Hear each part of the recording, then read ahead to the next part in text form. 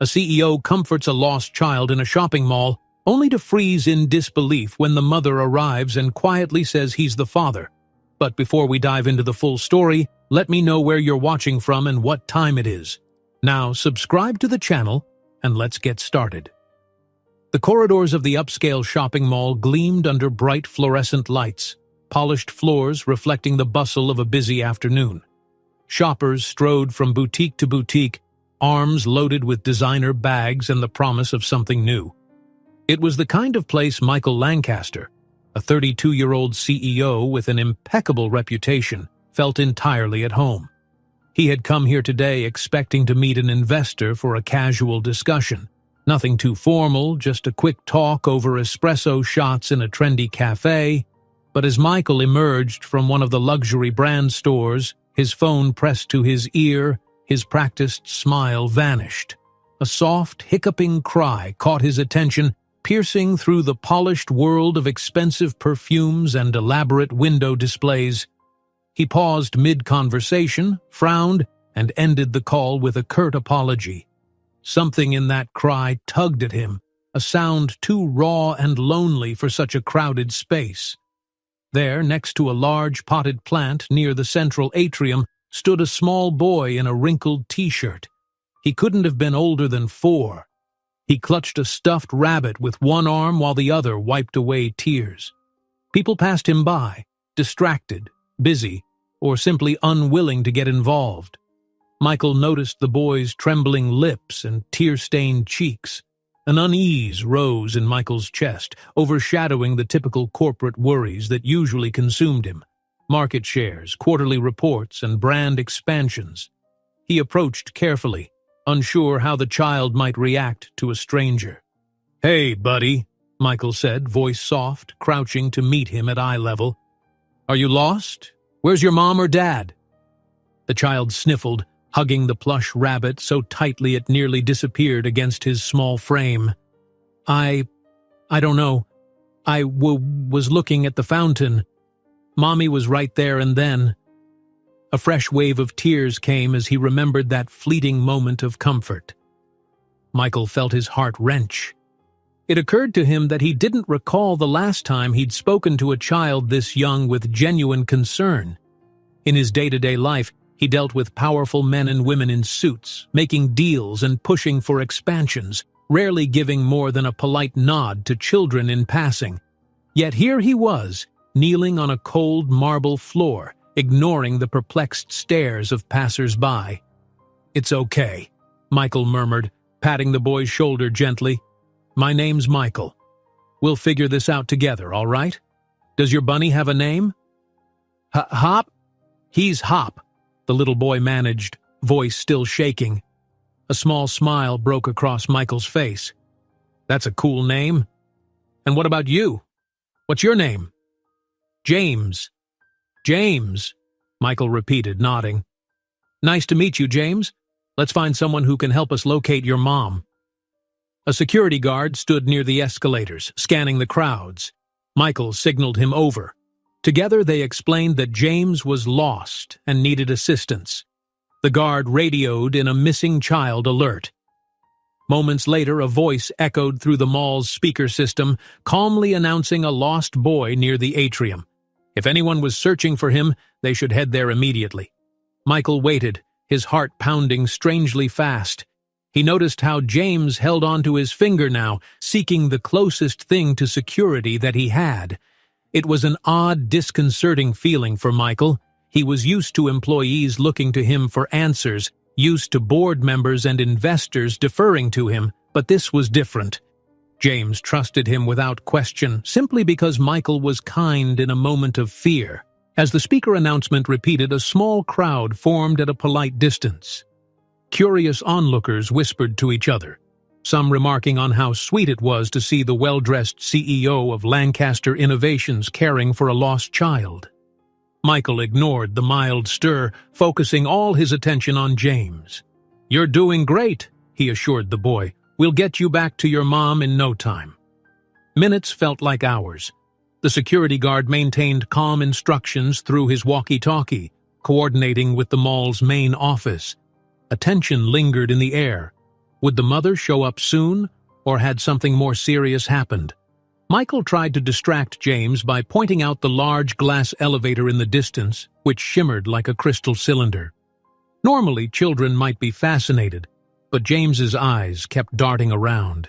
He seemed more relieved to be next to Michael than intrigued by any glitzy attraction. "Mr. Lancaster," the guard said quietly, stepping back from a brief radio conversation. "They say a young woman just ran into the main entrance, panicked, claiming she's lost her child. We're guiding her here." Michael felt relief wash over him, though it was tempered by a residual worry. He patted James's shoulder. "See? Your mommy's on her way." James's eyes lit up with hope, tears still fresh on his cheeks. "Mommy," he whispered. Michael stood, scanning the shoppers for a frantic face, and then he saw her. She was running in staccato steps, hair disheveled, eyes wild with desperation. She pushed through onlookers, ignoring the stares. As soon as her gaze landed on James, everything about her demeanor changed. The tension coiled in her body melted into sheer relief. "James!" she shouted, voice cracking. "Oh, thank God!" She dashed forward, scooping the child into her arms. James clung to her, sobbing against her neck. Michael let out a breath he didn't realize he'd been holding. Something about the woman looked uncannily familiar. She seemed older than he remembered. Had he seen her before? No, that couldn't be right.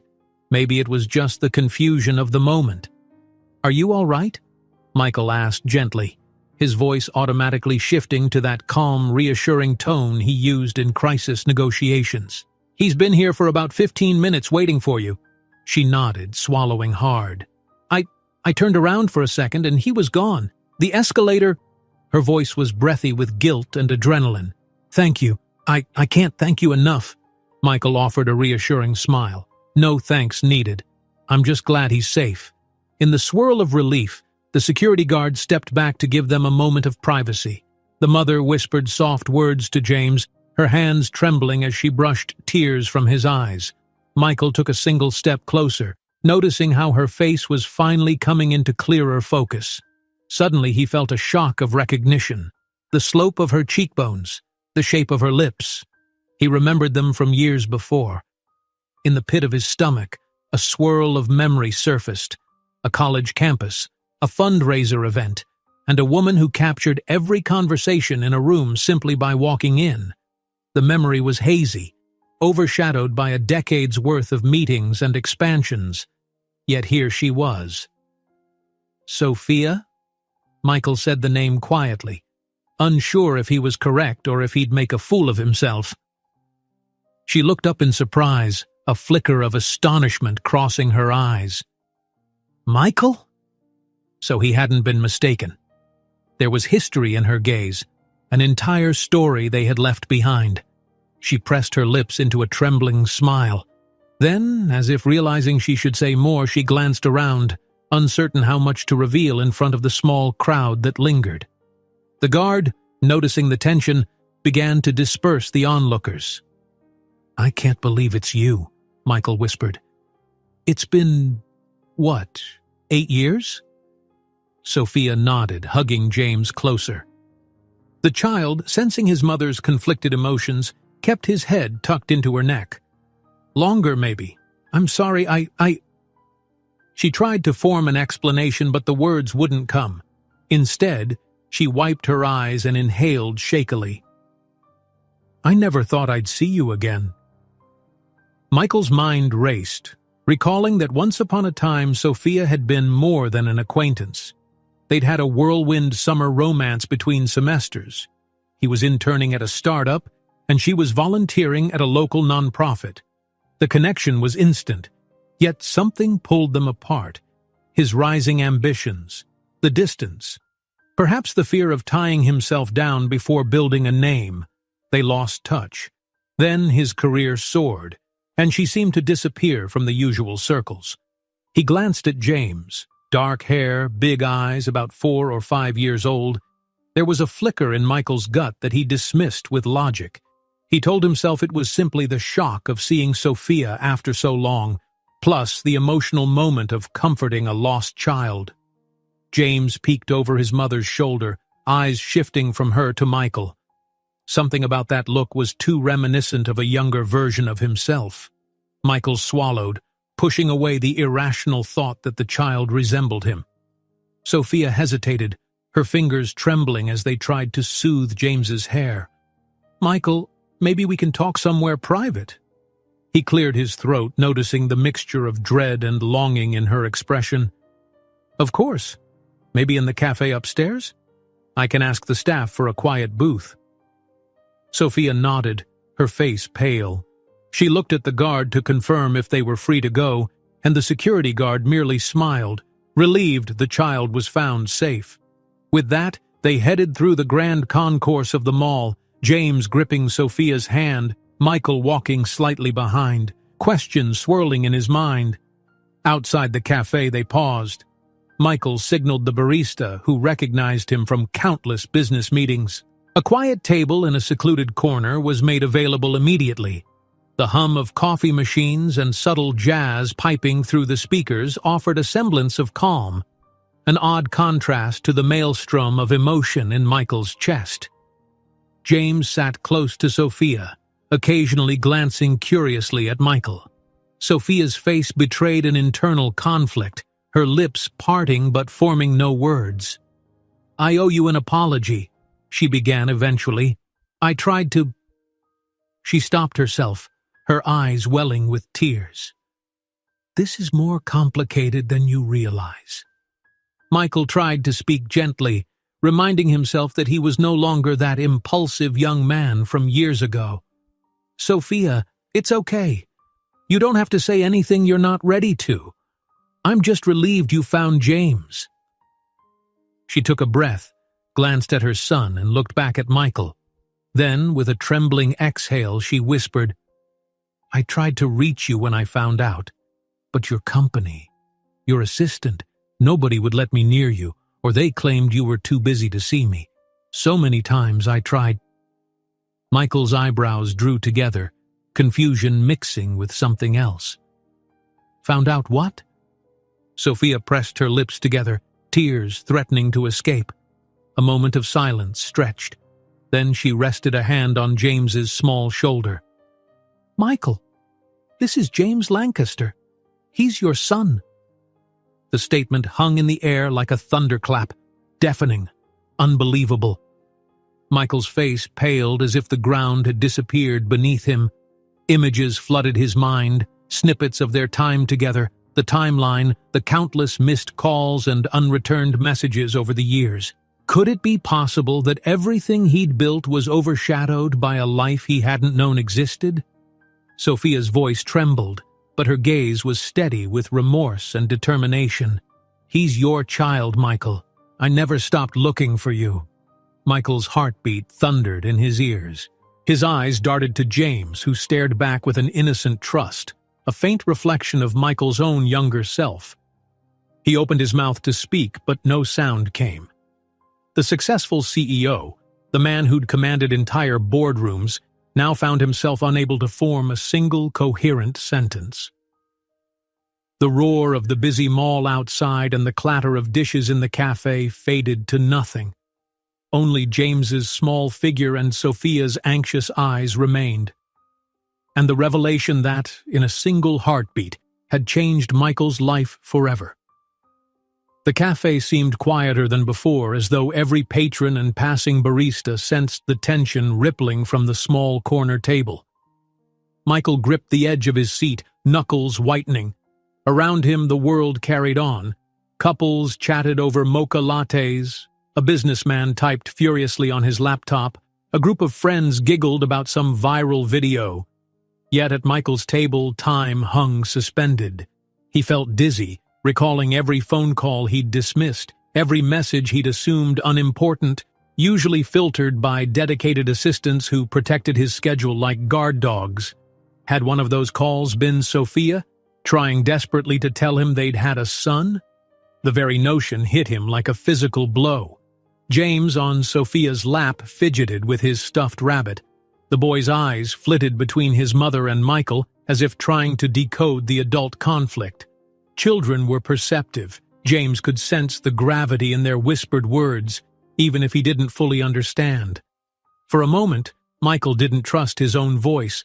His mind was a scramble of corporate jargon and astonishment. Finally, he cleared his throat, forcing out a few words. "He's my son?" The sentence sounded almost foreign as he spoke it. Sophia's eyes glistened. She took in a trembling breath. "Yes." Her gaze fell to James's curly hair, her voice barely above a whisper. "For years I tried to get in touch. I tried everything, calling your main office, sending letters, emailing the general accounts, even turning up at that big charity gala you sponsored last year. Security refused to let me near you. I had no idea how else to reach you." Michael winced. Images raced through his mind, his formidable assistant, Carol, forcibly screening out anything that might appear personal. She likely believed it was just another overenthusiastic fan or a false claim. Michael's brand had grown so large that impersonators and opportunists showed up all the time, but still, what if he'd turned away the one person who truly needed him? "Why didn't you just—" he began, then stopped, realizing how feeble that question sounded.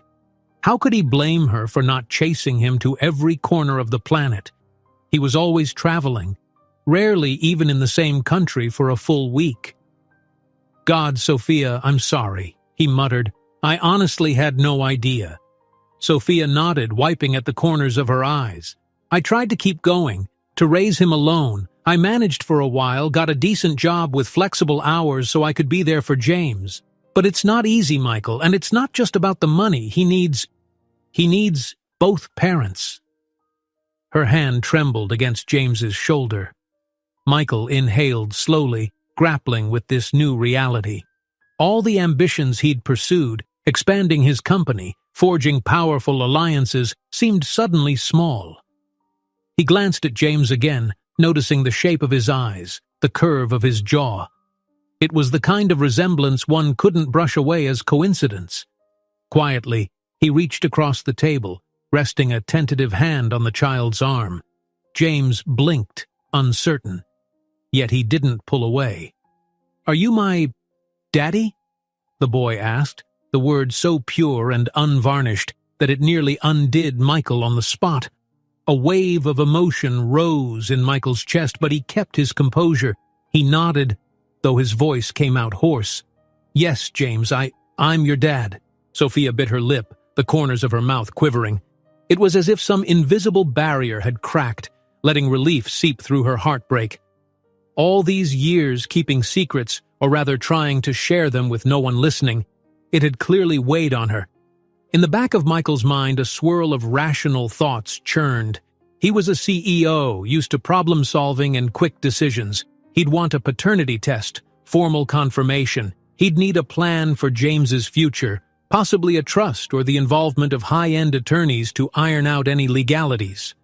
But before any of that, the child in front of him deserved a real human response.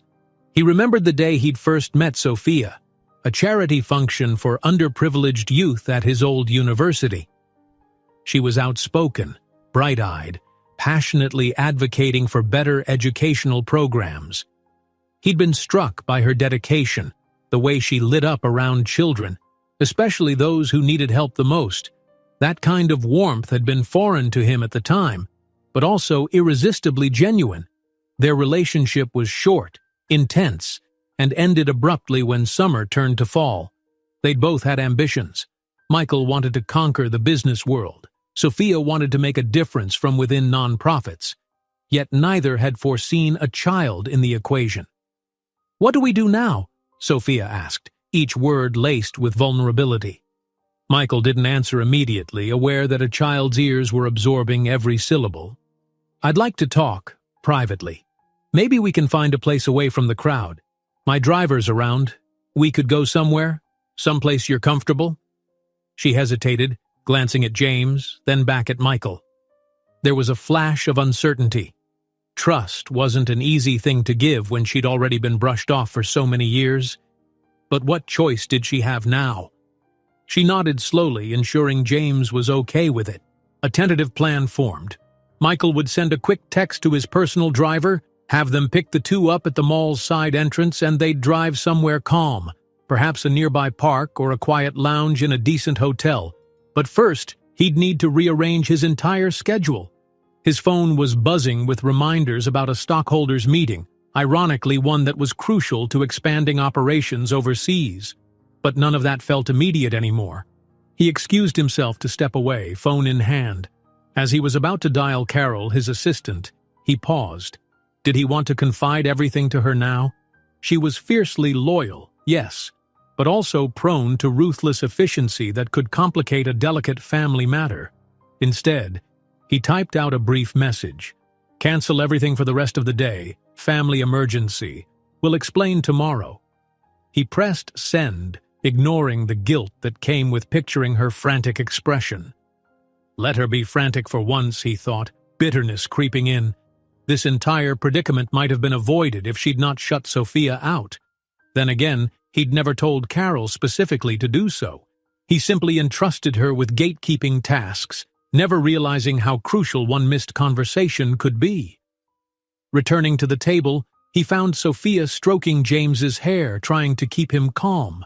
The child had grown quiet, absorbing the strangeness of the moment.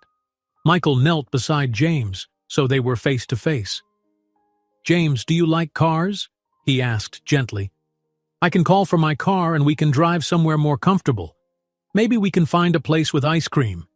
Do you like ice cream?" James nodded, still clutching his stuffed rabbit. "Mommy, can we?"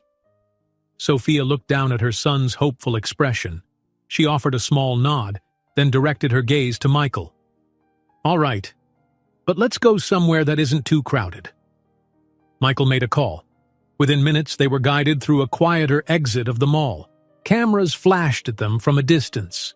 Some paparazzi or social media hawks had noticed Michael Lancaster in a rare moment with a woman and a child.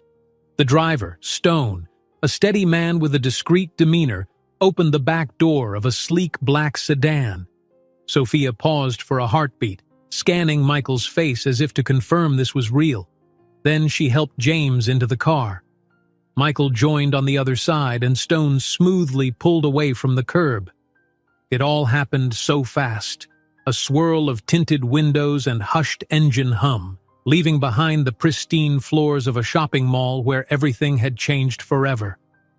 Silence descended in the sedan, broken occasionally by James's quiet sniffles. The child clutched Hop, his stuffed rabbit, as if it were the only constant in this new, confusing day. Michael's eyes flitted to the rearview mirror, where Stone glanced back with professional neutrality. He wouldn't ask questions. Confidentiality was part of his job. They decided on a hotel lounge in the city's quieter district, a place known for its minimalist elegance, large windows overlooking a garden courtyard. Inside, plush chairs were arranged in clusters around low tables.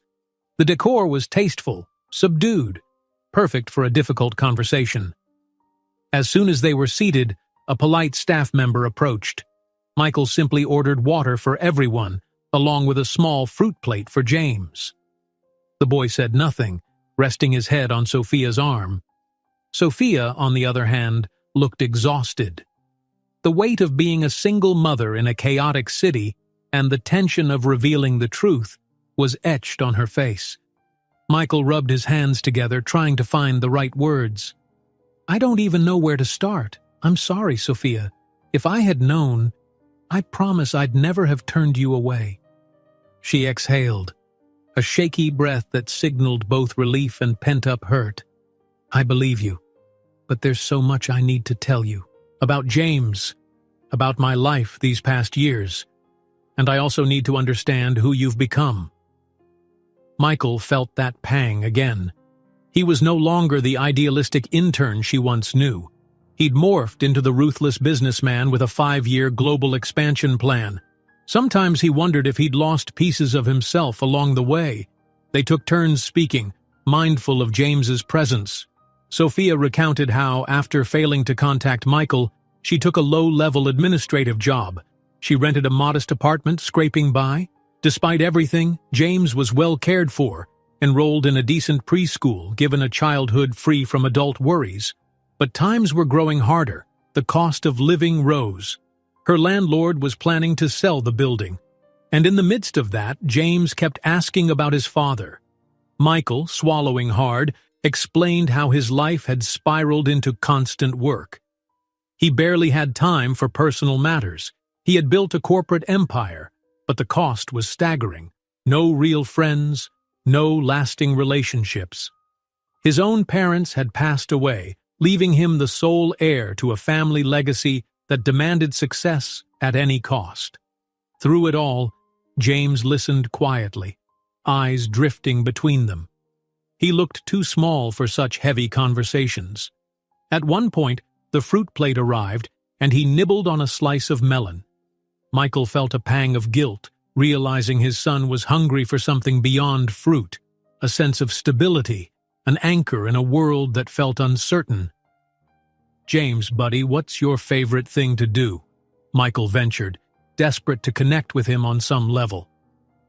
The boy chewed thoughtfully. "I like coloring, and I like the swings at the playground near our house." Sophia's lips curved into a faint smile. "He could spend hours on those swings if I'd let him." For a moment, Michael pictured it. A small neighborhood park, James squealing in delight as he pumped his legs on the swing, Sophia pushing him gently, the two of them sharing an ordinary but beautiful day. He wondered if that fleeting image would have included him had he known the truth. Michael cleared his throat. "I want to be in his life," he said firmly, but softly. "I know it's not going to be easy. I don't expect you to trust me overnight. But I do want to try." Sophia stared at him for a long moment, her eyes watery but determined. "Okay," she whispered. "We can figure this out, step by step. But I need to know you won't disappear or get swallowed by work. James can't handle that kind of heartbreak." Michael nodded, chest tight with the gravity of that promise. "I won't. I'll do whatever it takes." They lingered in that quiet lounge, forging a fragile pact. Ideas for the immediate future hovered between them. Michael would help with finances, maybe find them a better apartment. He'd make time to see James weekly, or more if possible, to build a bond. They'd handle legalities, paperwork for paternity, shared custody, or something that gave them both rights and obligations. One question hung in the air, unspoken but heavy. Could Michael and Sophia salvage something of the past, or would everything become a purely co-parenting relationship? Neither dared bring it up. With James so close, it felt like a conversation for another day, after trust was re-established, after old wounds had time to heal. Eventually, the hush was broken by James yawning, rubbing his eyes in that childlike signal of needing a nap. Sophia straightened. "We should get home," she said gently, glancing at Michael. "He's had a big day." "Of course," Michael agreed, though part of him fought to find reasons for them to stay just a bit longer. He wasn't ready to let them out of his sight, not when he'd just discovered everything. But pushing too hard might scare them away. At the front entrance, the staff arranged for a taxi, as Sophia insisted it was simpler than a grand gesture from Michael's chauffeured car. Before they parted, Michael crouched to say goodbye to James. "Hey, buddy," he said, trying not to let the emotion show too much. "I'll see you really soon, okay? Maybe we can go get that ice cream next time." James nodded, hugging his rabbit. His eyes flickered with a child's curiosity. Then, to Michael's surprise, he leaned forward and wrapped tiny arms around Michael's neck in a hug. It lasted just a second, but the warmth lingered like an unspoken promise. Sophia stepped into the taxi, James climbing in behind her. She gave Michael a final searching look, equal parts hope and trepidation. "Thank you," she said simply, "for finding him." Michael's voice cracked. "I'll call you tomorrow. I'll figure out how to do this right."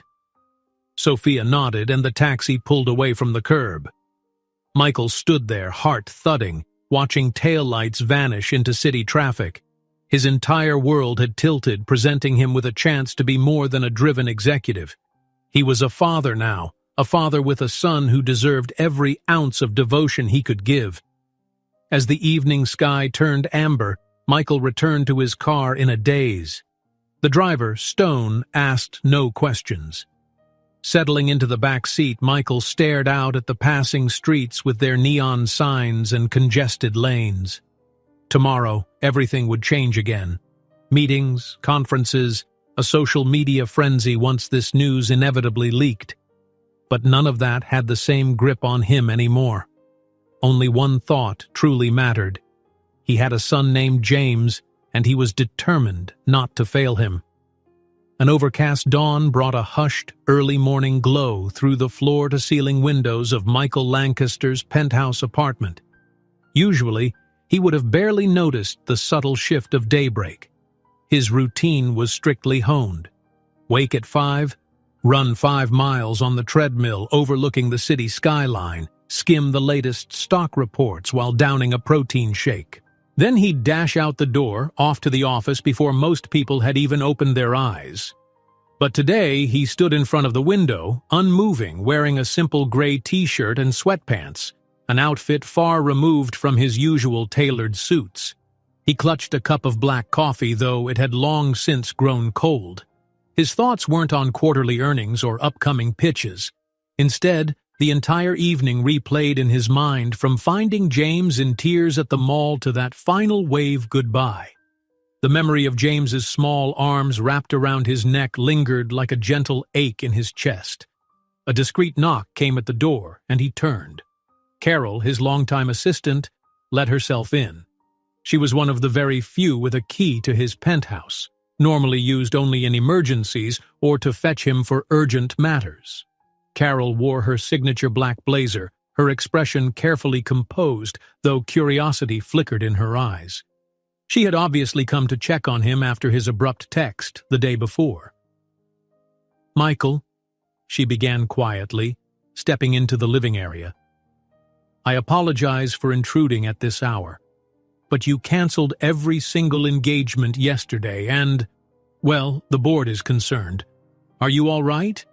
He exhaled, setting the untouched coffee on a nearby table. "Not exactly, but I'm dealing with something personal." His gaze flicked to Carol's face, trying to gauge how much he should confide. Even though she had been a fortress of loyalty, he was still grappling with the sting of how thoroughly she'd blocked contact from Sophia, albeit unwittingly. Her brow furrowed, and her voice softened. "When you said family emergency, I assumed it might be related to your father's estate or some legal dispute. Are you sure there isn't anything I can do to help?" Michael hesitated. Perhaps it was time to clue her in a little, or at least make sure she understood that not every unknown caller should be discarded so easily. "Carol, I found out yesterday that I have a child, a son. He's 4. He swallowed, still amazed at how those words sounded. "His name is James." Carol's mouth dropped open before she caught herself, reassembling her professional mask. "My goodness," she managed. I had no idea. Congratulations, of course. But if I may ask, who—" "Her name is Sophia," Michael replied, trying to keep the tremor out of his voice. We were involved years ago. She tried to contact me numerous times, apparently, but was never able to get through. And I suspect that's partly on me. And partly—" He glanced at Carol pointedly. She flushed, sensing the unspoken reproach. "Michael, if I had known anything so urgent was slipping through the cracks." "I'm not blaming you alone," Michael cut in quickly, though a hint of frustration seeped out. "I built a fortress around my life. You were just doing your job, filtering out anyone who wasn't on my meticulously planned schedule. It's fine. We can't change that now." He ran a hand over his jaw, unshaven stubble prickling his fingertips. "But we do need to move forward, carefully. I want you to handle a few changes. First, find a new place for Sophia and James, somewhere safe, near a decent school. Make sure it's done discreetly." Carol seemed taken aback. "Of course, but, Michael, the press might latch onto this story soon. And if you're directly involved in renting or purchasing a place, He nodded, finishing her thought. Yes, the tabloids will turn it into a scandal. Single mother, secret child, the kind of headline that will blow up. So do it through a shell account or an intermediary. I want them both taken care of immediately. Carol jotted notes on her ever-present tablet, her face tight with concentration. I'll start drafting the paperwork. And about your schedule for today? The shareholders' luncheon you canceled is rescheduled for next week, but there's another urgent matter. The overseas contract for the new tech division. They need your final sign-off by noon. Michael rubbed his temples. Ordinarily, that contract would dominate his morning. He'd parse every line, challenge the attorneys on obscure legal phrases. Now it felt secondary to the hurricane swirling in his personal life. Yet he also recognized the company wouldn't run itself. Email me the contract, he said quietly. I'll review it this morning from home. Then, if we need a call with the attorneys, set it up for mid-afternoon. But don't schedule anything else in that slot because I intend to see my son around lunchtime. Carol gave a short nod, shutting her tablet. Understood. She hesitated as if weighing whether to ask something further. Then she cleared her throat. Michael, about Ms. Sophia, would you like me to arrange any formal introduction or maybe an in-person meeting with the in-house counsel if you plan to establish paternity legally? Michael's posture stiffened. The mention of lawyers made the situation sound like a transaction.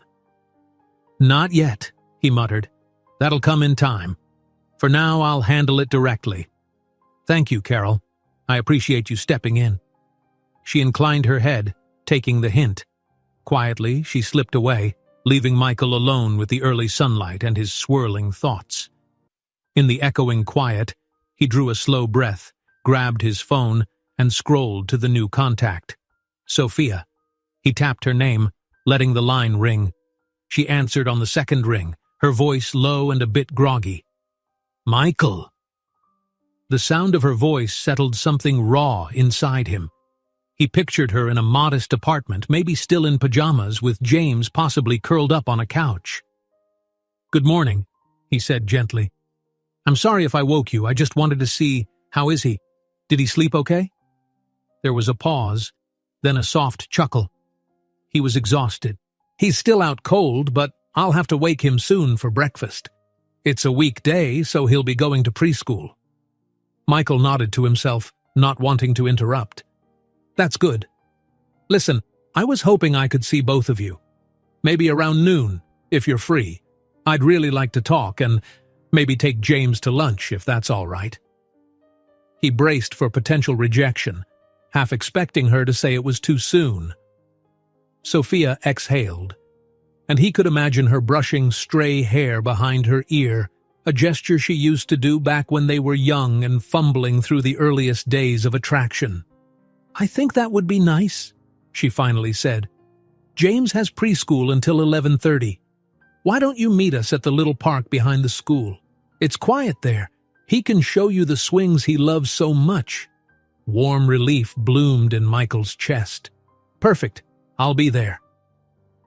They exchanged a few more words, a gentle goodbye, a subtle promise that this was just the start.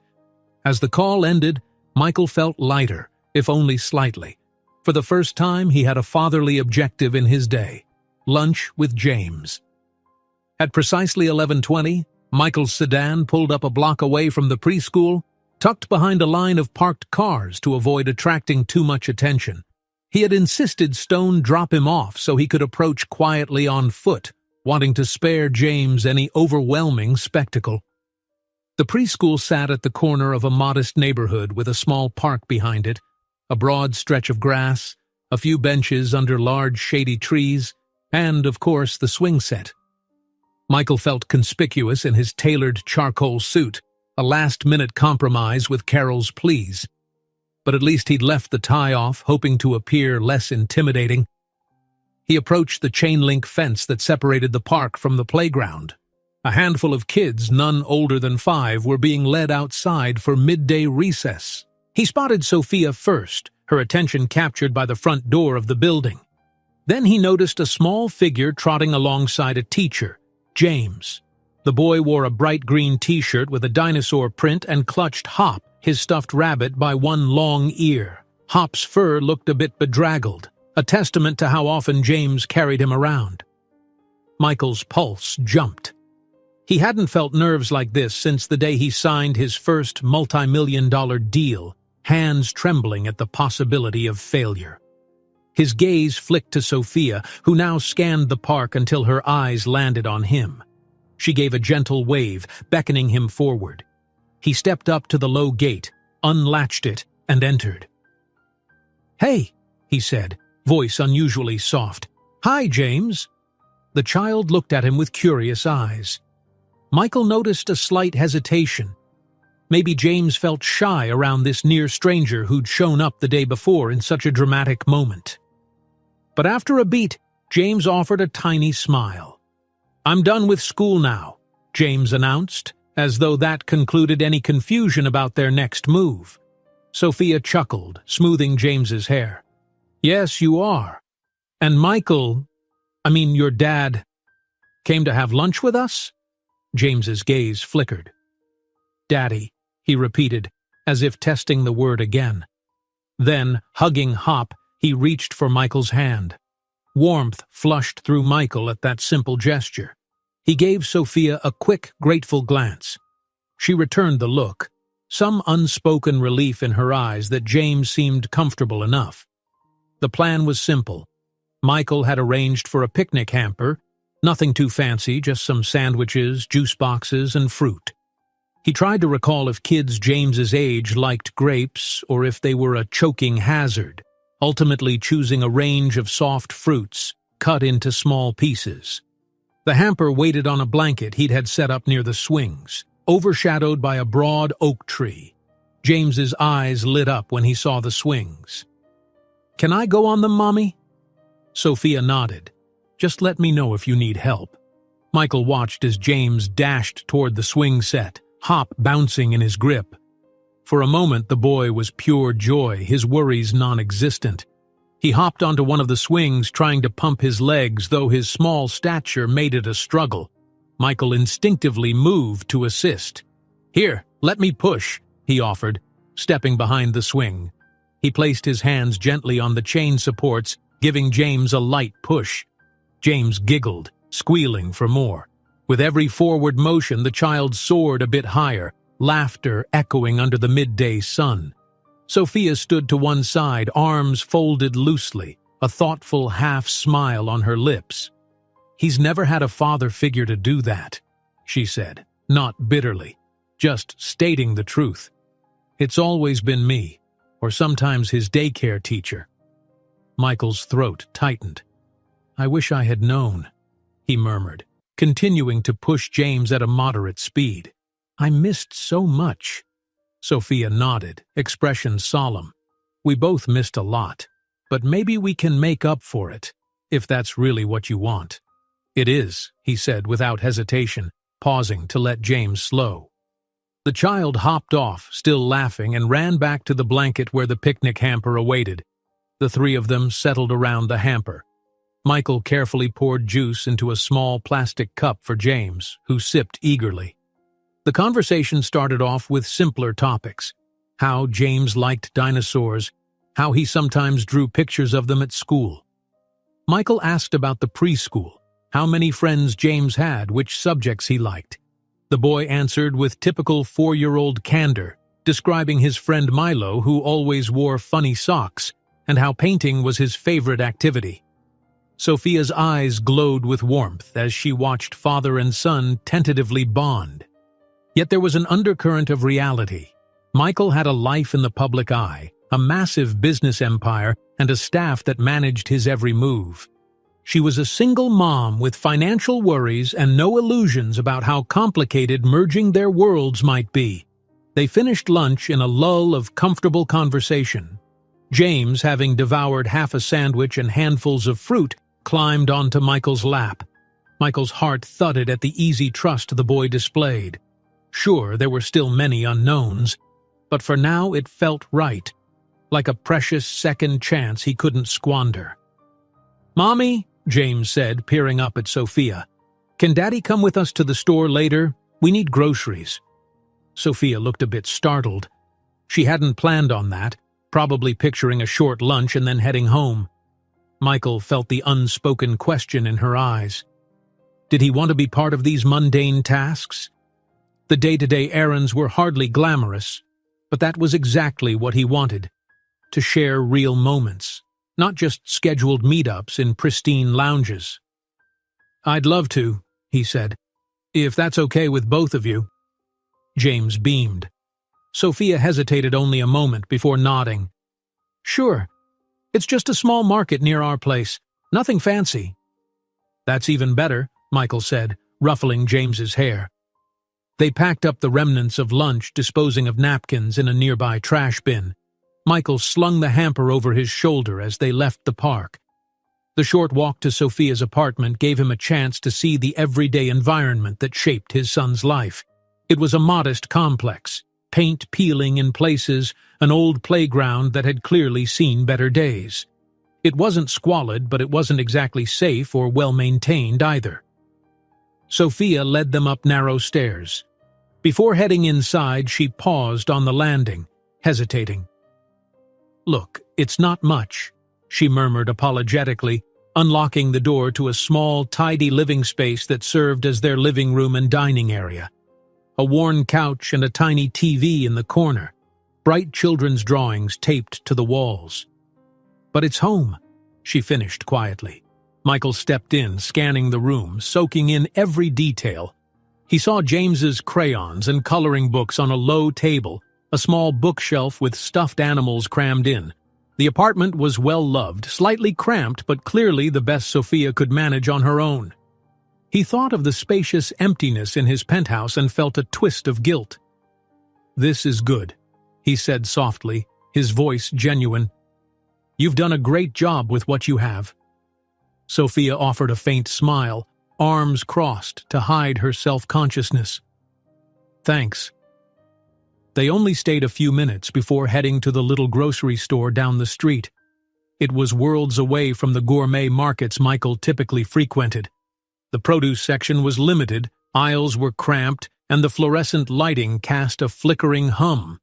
Yet James excitedly guided Michael through each aisle, picking out cereals with colorful mascots, fruit snacks shaped like animals, and milk with a bright red cap. The monotony of grocery shopping felt almost magical with James bounding around, describing each item's merits. Sophia placed a few basic items into the cart, mindful of her budget. A surge of self-consciousness rippled through her, aware that Michael lived a completely different reality, where monthly bills for yacht club memberships were no big deal. Would he quietly judge her for rummaging for coupons or skipping pricier brands? She glanced over at him, noticing how he leaned down to listen as James rambled about chocolate-flavored yogurt. His expression was all warmth, not a hint of condescension. At checkout, as Sophia readied her worn wallet, Michael gently stopped her hand. "Let me," he murmured, pulling out his card. "Please." Sophia's cheeks warmed. She started to protest, but James tugged on her sleeve, oblivious. "Mommy, can we get the lollipops too?" Michael placed the lollipops on the conveyor belt. Sophia exhaled. Something in her posture relaxed, and she let Michael pay this once. It felt surreal. This was the father of her child, stepping in to lighten the burden. She'd been alone so long, bracing for every expense on a single income. The act of someone else taking the load, even for a modest grocery run, brought tears to her eyes. Michael carried the bags, refusing to let Sophia do more than hold James's hand. "Which floor is it again?" he teased gently, trying to lighten the mood as they climbed the stairs back to her apartment.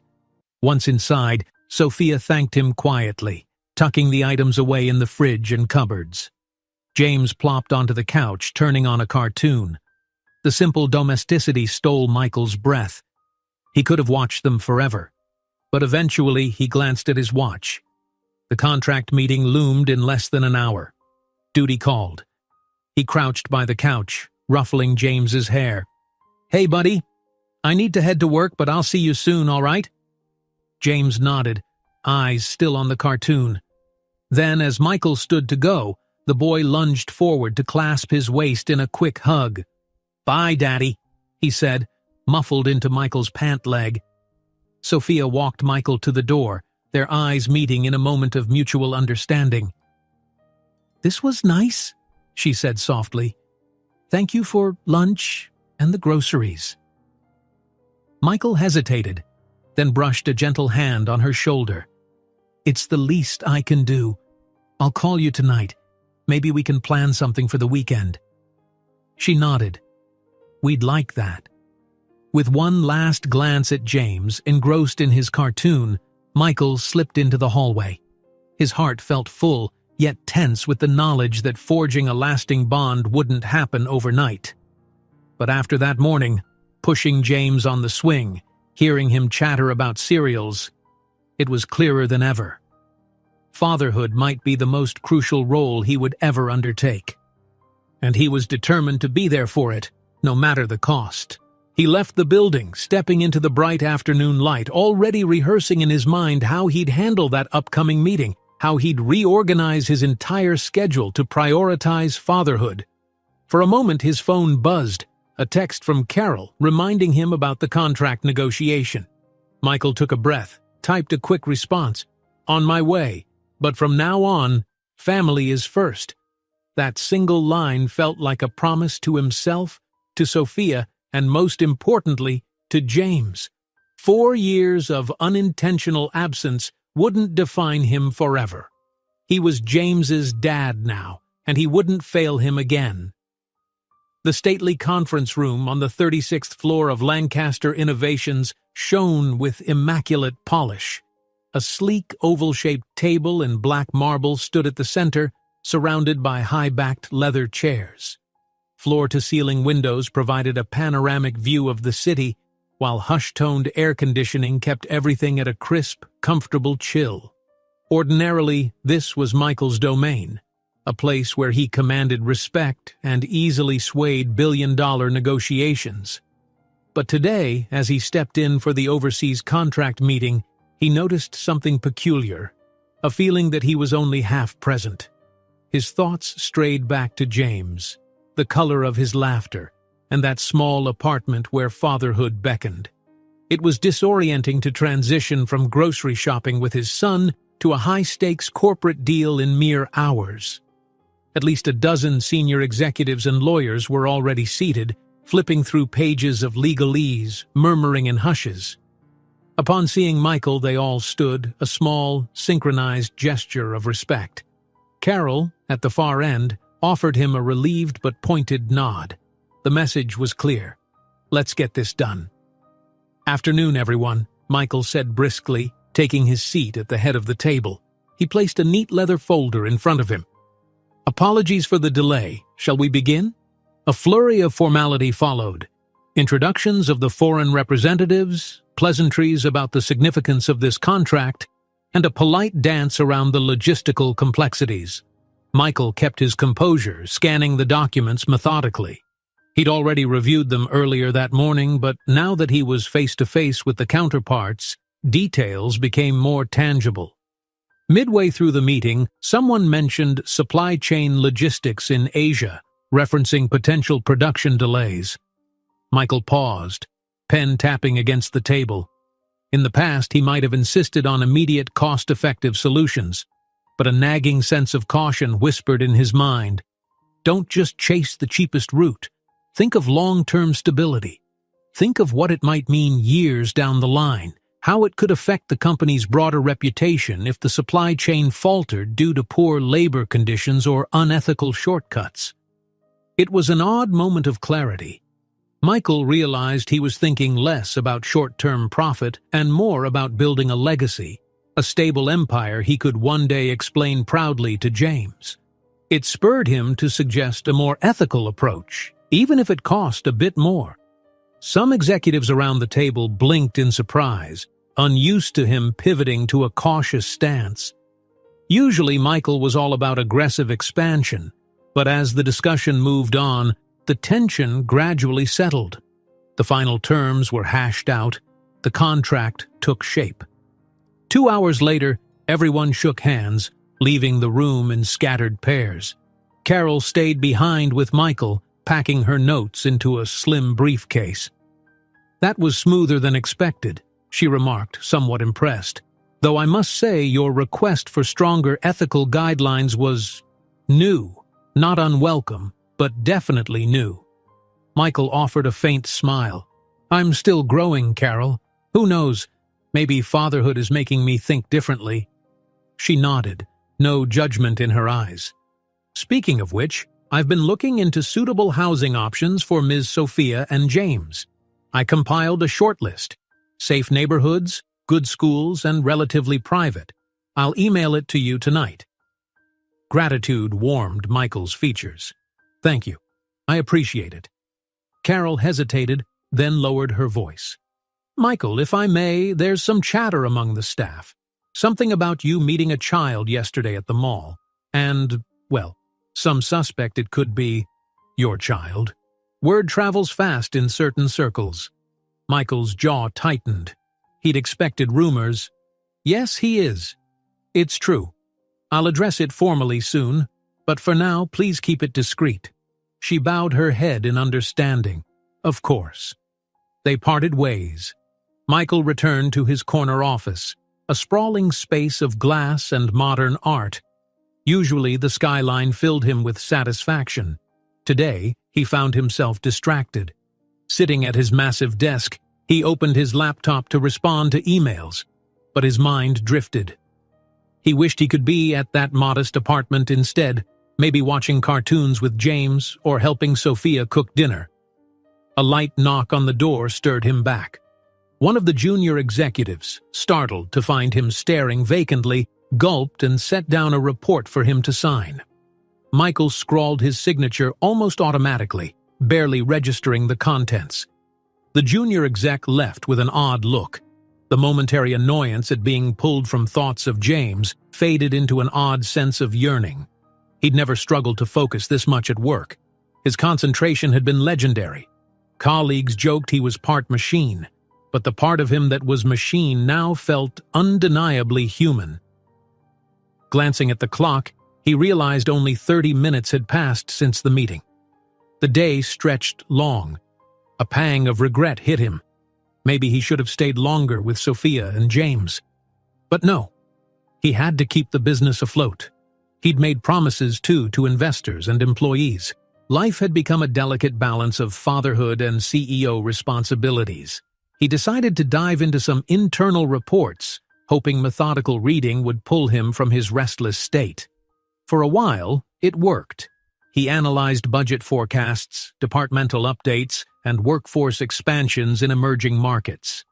Yet after every few paragraphs, his gaze drifted to his phone. Finally, he sighed. Enough. He grabbed the device, scrolling to find Sophia's number, heart thumping as he considered texting her. But it was close to 3 in the afternoon. James might still be napping or Sophia might be busy. Still, a simple check-in couldn't hurt. Michael typed, "Just checking in. Hope everything's going well. Let me know if you need anything, Michael." He stared at the message a moment before hitting send, feeling slightly ridiculous. In business negotiations, he was confident, decisive. When it came to personal matters, he was as nervous as a teenager. Setting the phone aside, he forced himself to continue reviewing a file until the sound of the phone buzzing startled him. He picked it up immediately, noticing Sophia's reply. "We're fine. James just woke from his nap. He's asking if we'll see you again soon." A grin spread across Michael's face, though he tried to rein it in. He replied quickly, "I'd love to see him and you whenever possible.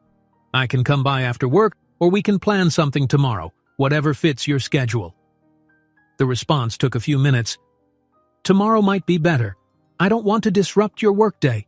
Is that okay?" Michael's heartbeat fluttered in mild disappointment, but he understood. A single day's wait was hardly the end of the world. "Sure, tomorrow. Just name a time and place." She offered a simple, "We'll figure it out. I'll call you tonight," before signing off with a small, smiling emoji, a rare, casual note. It was enough to brighten Michael's afternoon.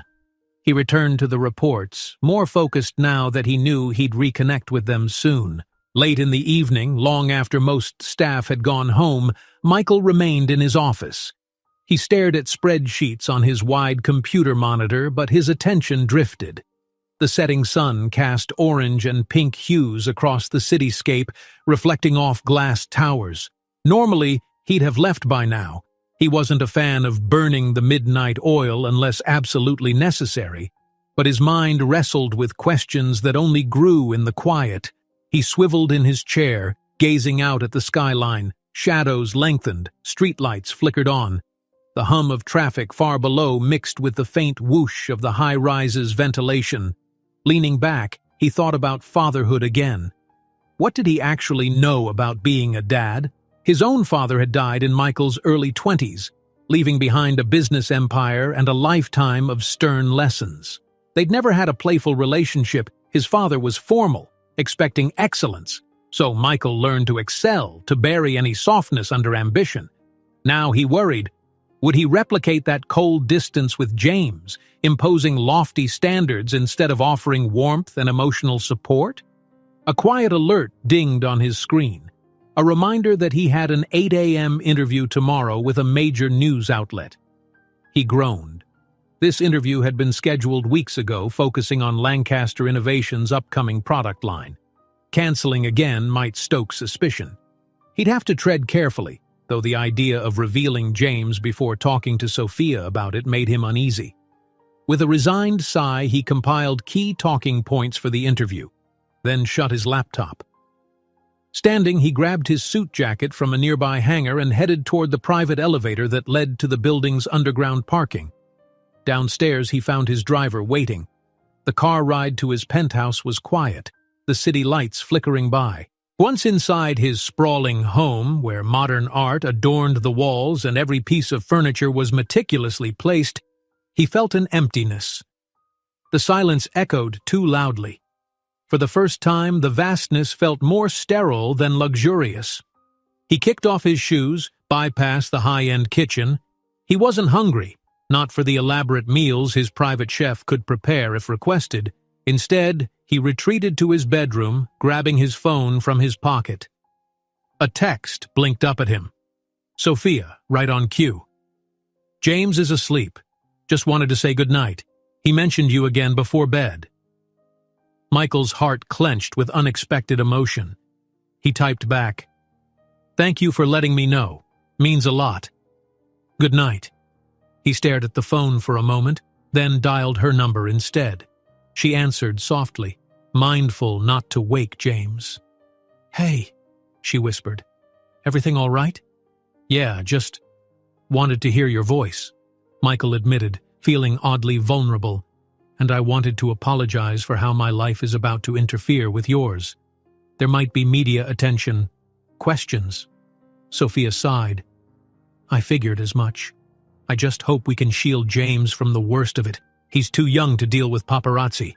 I have no experience with this kind of exposure." Michael raked a hand through his hair. "Me neither, at least not in such a personal way. But I'll do whatever it takes to protect him and you. I'm already working on discreet housing options, a safer place." She paused, weighing the implications. "I understand why you'd want that, but please, don't bulldoze my decisions. I've had to fight to maintain control over my life for a while now."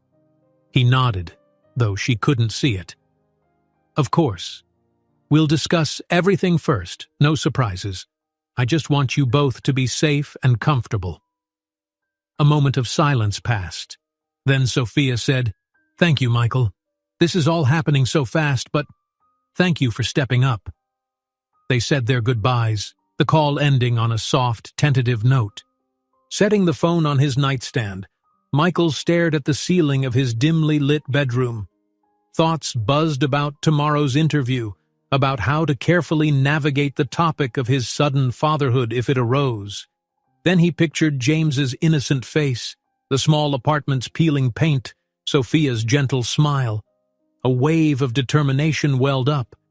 He would learn to balance it all: work, fatherhood, the unavoidable public scrutiny. That night, sleep came in fitful patches, his dreams filled with swirlings of boardrooms, playgrounds, camera flashes, and a child's laughter echoing through it all. The next morning dawned too soon. Michael rose, showered, and dressed in a sleek navy suit, steeling himself for the televised interview. In the back of his mind, the reminder of his vow, family first, no matter what. But reality wasn't that simple. Today's schedule demanded he juggle the CEO mask while privately longing to be elsewhere. As he rode the elevator down, phone in hand, a new message from Carol arrived. The interviewer wants an exclusive angle. Rumors about you being seen with a child. Let me know how you want to handle it. Michael inhaled sharply. He typed a quick reply. No confirmation. Keep it vague. I'll handle if it comes up. Family first, but not at the cost of throwing Sophia and James into the media storm without preparation. He'd protect them, even if it meant holding the truth close to his chest for a little while longer. A cool breeze greeted Michael as he stepped out of the sleek sedan onto the sidewalk in front of a towering media building. The frosty morning air carried a hint of tension. This was the day he'd be interviewed by one of the country's major financial news networks. But while such appearances were routine for a high-profile CEO, today's interview felt fraught with the risk of personal questions. A production assistant escorted him through the glass doors, and Michael navigated the bright lobby where people bustled to and fro. In the elevator ride up to the studio floor, Michael stared at his reflection in the polished interior. He looked as polished as ever, crisp navy suit, immaculate tie. But behind his composed gaze, a swirl of uncertainties roiled. If the interviewer pressed him on personal matters, how much should he reveal? Carol had texted updates mere minutes ago. Be ready. Their researcher confirmed you were spotted with a child at the mall. They might bring it up. He'd only managed to reply with, I'll deflect if needed. Stepping off onto the studio level, Michael was greeted by a buzz of lights, cables, cameras on rolling stands, and staffers hustling with earpieces. A polite young woman approached. Mr. Lancaster, so nice to have you. I'm Kim, one of the producers. We'll be live in 10 minutes. She led him past a hallway of closed doors to a vibrant set, where a desk and 2 plush chairs faced large windows showcasing the city skyline. The bright glow of overhead lights made him squint momentarily. It was all so familiar. He'd done dozens of interviews in similar studios. He settled in the designated chair and adjusted his jacket, noticing a small microphone on the table. As a sound technician hooked it to his lapel, Michael took a moment to calm his breathing. Good morning, came a breezy voice. A statuesque woman in a tailored red blazer stepped onto the set, hand outstretched. I'm Vanessa Taylor, delighted to have you here. Michael stood, shaking her hand. Likewise, he replied, managing a polite smile. Thank you for inviting me. Vanessa was a seasoned journalist, known for her incisive questions and no-nonsense approach. Her reputation preceded her. While she usually focused on business trends, she wasn't above a well-placed personal question if she sensed a story lurking beneath. Michael braced himself. Once the microphones were tested and cameras aligned, the countdown began. The floor manager signaled 5, 4, 3, 2. The camera's red lights blinked on.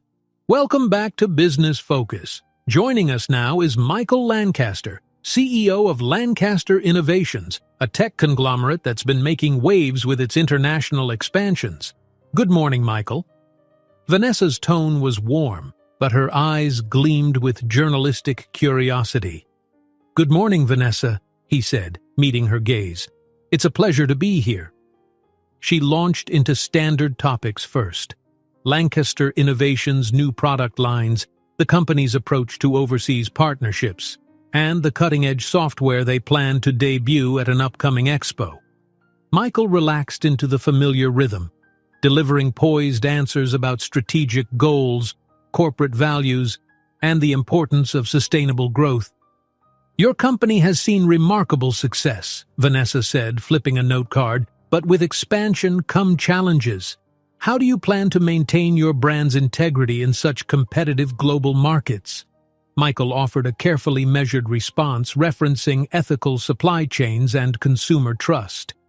Even so, he realized how natural it felt now to mention long-term stability and responsibility in a broader sense. Perhaps his newly found fatherhood was influencing his corporate vision. They continued for nearly 10 minutes, a well-paced discussion that showcased Michael's leadership and vision. But then came the pivot. Vanessa set her note cards aside, folding her hands over them. The studio lights seemed to intensify. "Michael," she began in a slightly more personal tone, "I have to ask, you're known for your laser focus on business, rarely taking vacations. Yet lately there's been buzz about you possibly stepping back a bit. And there's chatter online about you being seen with a young child at a local mall. Is there any truth to rumors that you've had a change in your personal life?" Michael's spine went rigid. There it was. The question he'd dreaded. For a heartbeat, time slowed. The polite hush of the studio pressed in, and Michael sensed the curiosity of everyone watching, both in the room and the countless viewers at home. He kept his expression mild. "A change in my personal life? I'm not sure I'd frame it quite that way. Yes, I was at a mall recently and there was a lost child I helped. People sometimes jump to conclusions when they see a CEO comforting a child." He forced a relaxed chuckle, though inside he felt torn. Did he want to deny James's existence outright? That felt wrong, a betrayal of fatherly duty, but he'd promised Sophia he'd protect them from a media circus until they had a plan. Vanessa tilted her head, gently pressing. "So, to be clear, you're saying rumors of you having a child are unfounded?" Michael chose his words carefully. "My focus remains on Lancaster Innovations. As for my personal life, I'd prefer to keep it private. But let's just say I'm always open to new possibilities, both in business and beyond." Vanessa's gaze sharpened, sensing he was dodging. She respected it enough not to push further, switching back to business territory. Still, Michael could feel the unspoken question lingering in the air. The interview wrapped soon after, and the cameras cut to commercial. Vanessa unclipped her mic. "Thank you for coming in, Michael," she said with a knowing smile. "I appreciate the insights." He returned a polite nod, rising. "Thank you for having me," he said, voice calm. Inside, his stomach churned. The segment about the child might spark further speculation. It might escalate questions, but for now he'd done the best he could. As soon as he was off camera, a staffer guided him back to the elevator. Carol was waiting at the building's entrance, phone in hand. "Damage control?" Michael asked wryly. She exhaled. "Social media's already buzzing. The show's Twitter handle teased your comment about being open to new possibilities. Tabloids will spin that into 1,000,000 headlines." Michael rubbed his temples, stepping into the back seat of his sedan. Carol followed, settling beside him. The driver set off into downtown traffic. "I need to talk to Sophia," Michael muttered. "Warn her this might get bigger. The last thing I want is paparazzi lurking at James's preschool." Carol nodded sympathetically. "Do you want me to arrange security detail?" He paused, considering. "Not yet. Let's see how things develop. If it gets worse, I'll do it. But for now, I'll try to keep everything contained." They rode in silence, passing busy streets and towering skyscrapers. Michael stared at passing crowds, each person going about their day. He felt a pang. Some lived simple lives, free of the glare of cameras. It struck him that James and Sophia deserved that normalcy too. Arriving back at the office, Michael walked straight to his corner suite. The moment the door closed behind him, he dialed Sophia. 3 rings later, her voice came through, worried. "I saw part of the interview," she said, in lieu of greeting. "Are you okay? Everyone's talking about what you said, or didn't say." He sagged into his chair, loosening his tie. "I'm fine. More concerned about you and James. If reporters come sniffing around, I want to make sure you're safe." Sophia's tone wavered, the stress evident. "A neighbor saw something on social media. Someone claimed you were seen near my building. I'm not ready for that. James is too young to understand." Michael clenched his jaw. "I know. I'm sorry. Let's escalate our plan. I have Carol finalizing some options for safer housing, someplace with better security and more anonymity." A pause. Then Sophia's voice came through quietly. "Michael, I don't want you to think I'm ungrateful, but this is all so sudden. Leaving my place, uprooting James. We have our routines, our neighborhood. Even if it's not the nicest, it's home." He took a measured breath, reminding himself to respect her autonomy. "I understand. I'm not forcing you to move tomorrow, but I want you to see the options. And if things escalate with the media, we can't ignore that. Your safety is my priority." Sophia sighed softly. "All right, I'll look at the options. But I also want to talk to James about it, see how he feels. However, if reporters start stalking us, we might not have a choice." Michael grimaced at the mental image. Let's hope it doesn't come to that. They chatted a bit more about mundane things. James's preschool day, how he asked about Daddy. Each mention of that word twisted Michael's heart in both joy and regret. He ended the call promising to see them soon. He hung up, the emptiness of his large office closing in. On his desk, next to a crystal paperweight, sat a framed photo of him shaking hands with an international diplomat, once a point of pride. Today it looked hollow. What photo did he have of James? None. Perhaps someday soon he'd have one. Father and son smiling together, a real memory to frame. Later that afternoon, a subtle commotion rippled through the corridors. Someone from corporate PR rushed to Michael's office, breathless. "Sir, you might want to see this," she said, handing him a tablet. A gossip site had posted a speculative article. "Is Michael Lancaster hiding a secret son?" The piece included a blurry photo of him with James at the mall. James's face was partially obscured, but the headline screamed scandal. "Damn it," Michael muttered, tossing the tablet onto the desk. He looked at the PR staffer, who shifted uncomfortably. "Any official statement yet?" She shook her head. "We can go with no comment or deny all, or confirm and handle it openly." Michael's mind flashed to Sophia's worry and the risk of James being thrust into a media storm. A formal confirmation would only intensify the spotlight, but half-truths could breed more speculation. "Prepare a short statement," he said eventually, pinching the bridge of his nose. Something along the lines of, "Mr. Lancaster does not comment on personal matters. He remains focused on leading Lancaster Innovations, and any insinuations about his private life are unsubstantiated. That's it. Keep James out of it." He hated how cold that sounded, but he needed to protect them. The PR staffer nodded and hurried out. Carol entered moments later, having overheard part of the exchange. She approached carefully, her expression compassionate. "Michael, I know this is tough, but we can't stop the story forever. Sooner or later the truth may be revealed." Michael exhaled shakily. "I know, I want to manage it so Sophia and James aren't harassed. That's all." The rest of the day passed in a stressful blur. Meetings melded together, and every time Michael glanced at his phone, fresh notifications streamed in. Colleagues asking questions, reporters seeking quotes, even personal acquaintances messaging with curiosity. He didn't reply to any of them. By evening, he sank into his office chair, exhausted. The city lights glittered outside. Normally, he'd head home, maybe review more documents or attend a late-night executive dinner, but his heart pulled him elsewhere. He grabbed his phone, texting Sophia, "Are you free for a quick talk in person? I can come by? Bring dinner?" Her reply came quickly. "All right, James would love that. You sure it's safe?" Michael let out a relieved breath. "Yes, I'll keep it discreet. Be there in an hour." Leaving the office, he managed to slip past prying eyes. He had the driver drop him 2 blocks from Sophia's building. Then he walked through side streets carrying takeout from a modest diner. Nothing extravagant, just hearty comfort food he hoped James would like. Sophia opened the door, ushering him inside.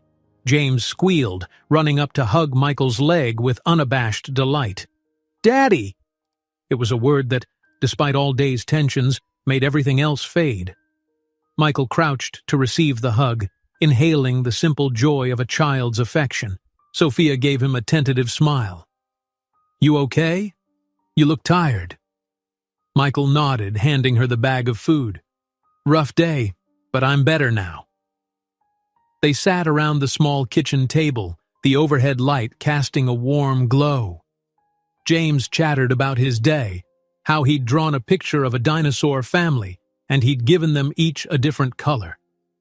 The normalcy soothed Michael's strained nerves.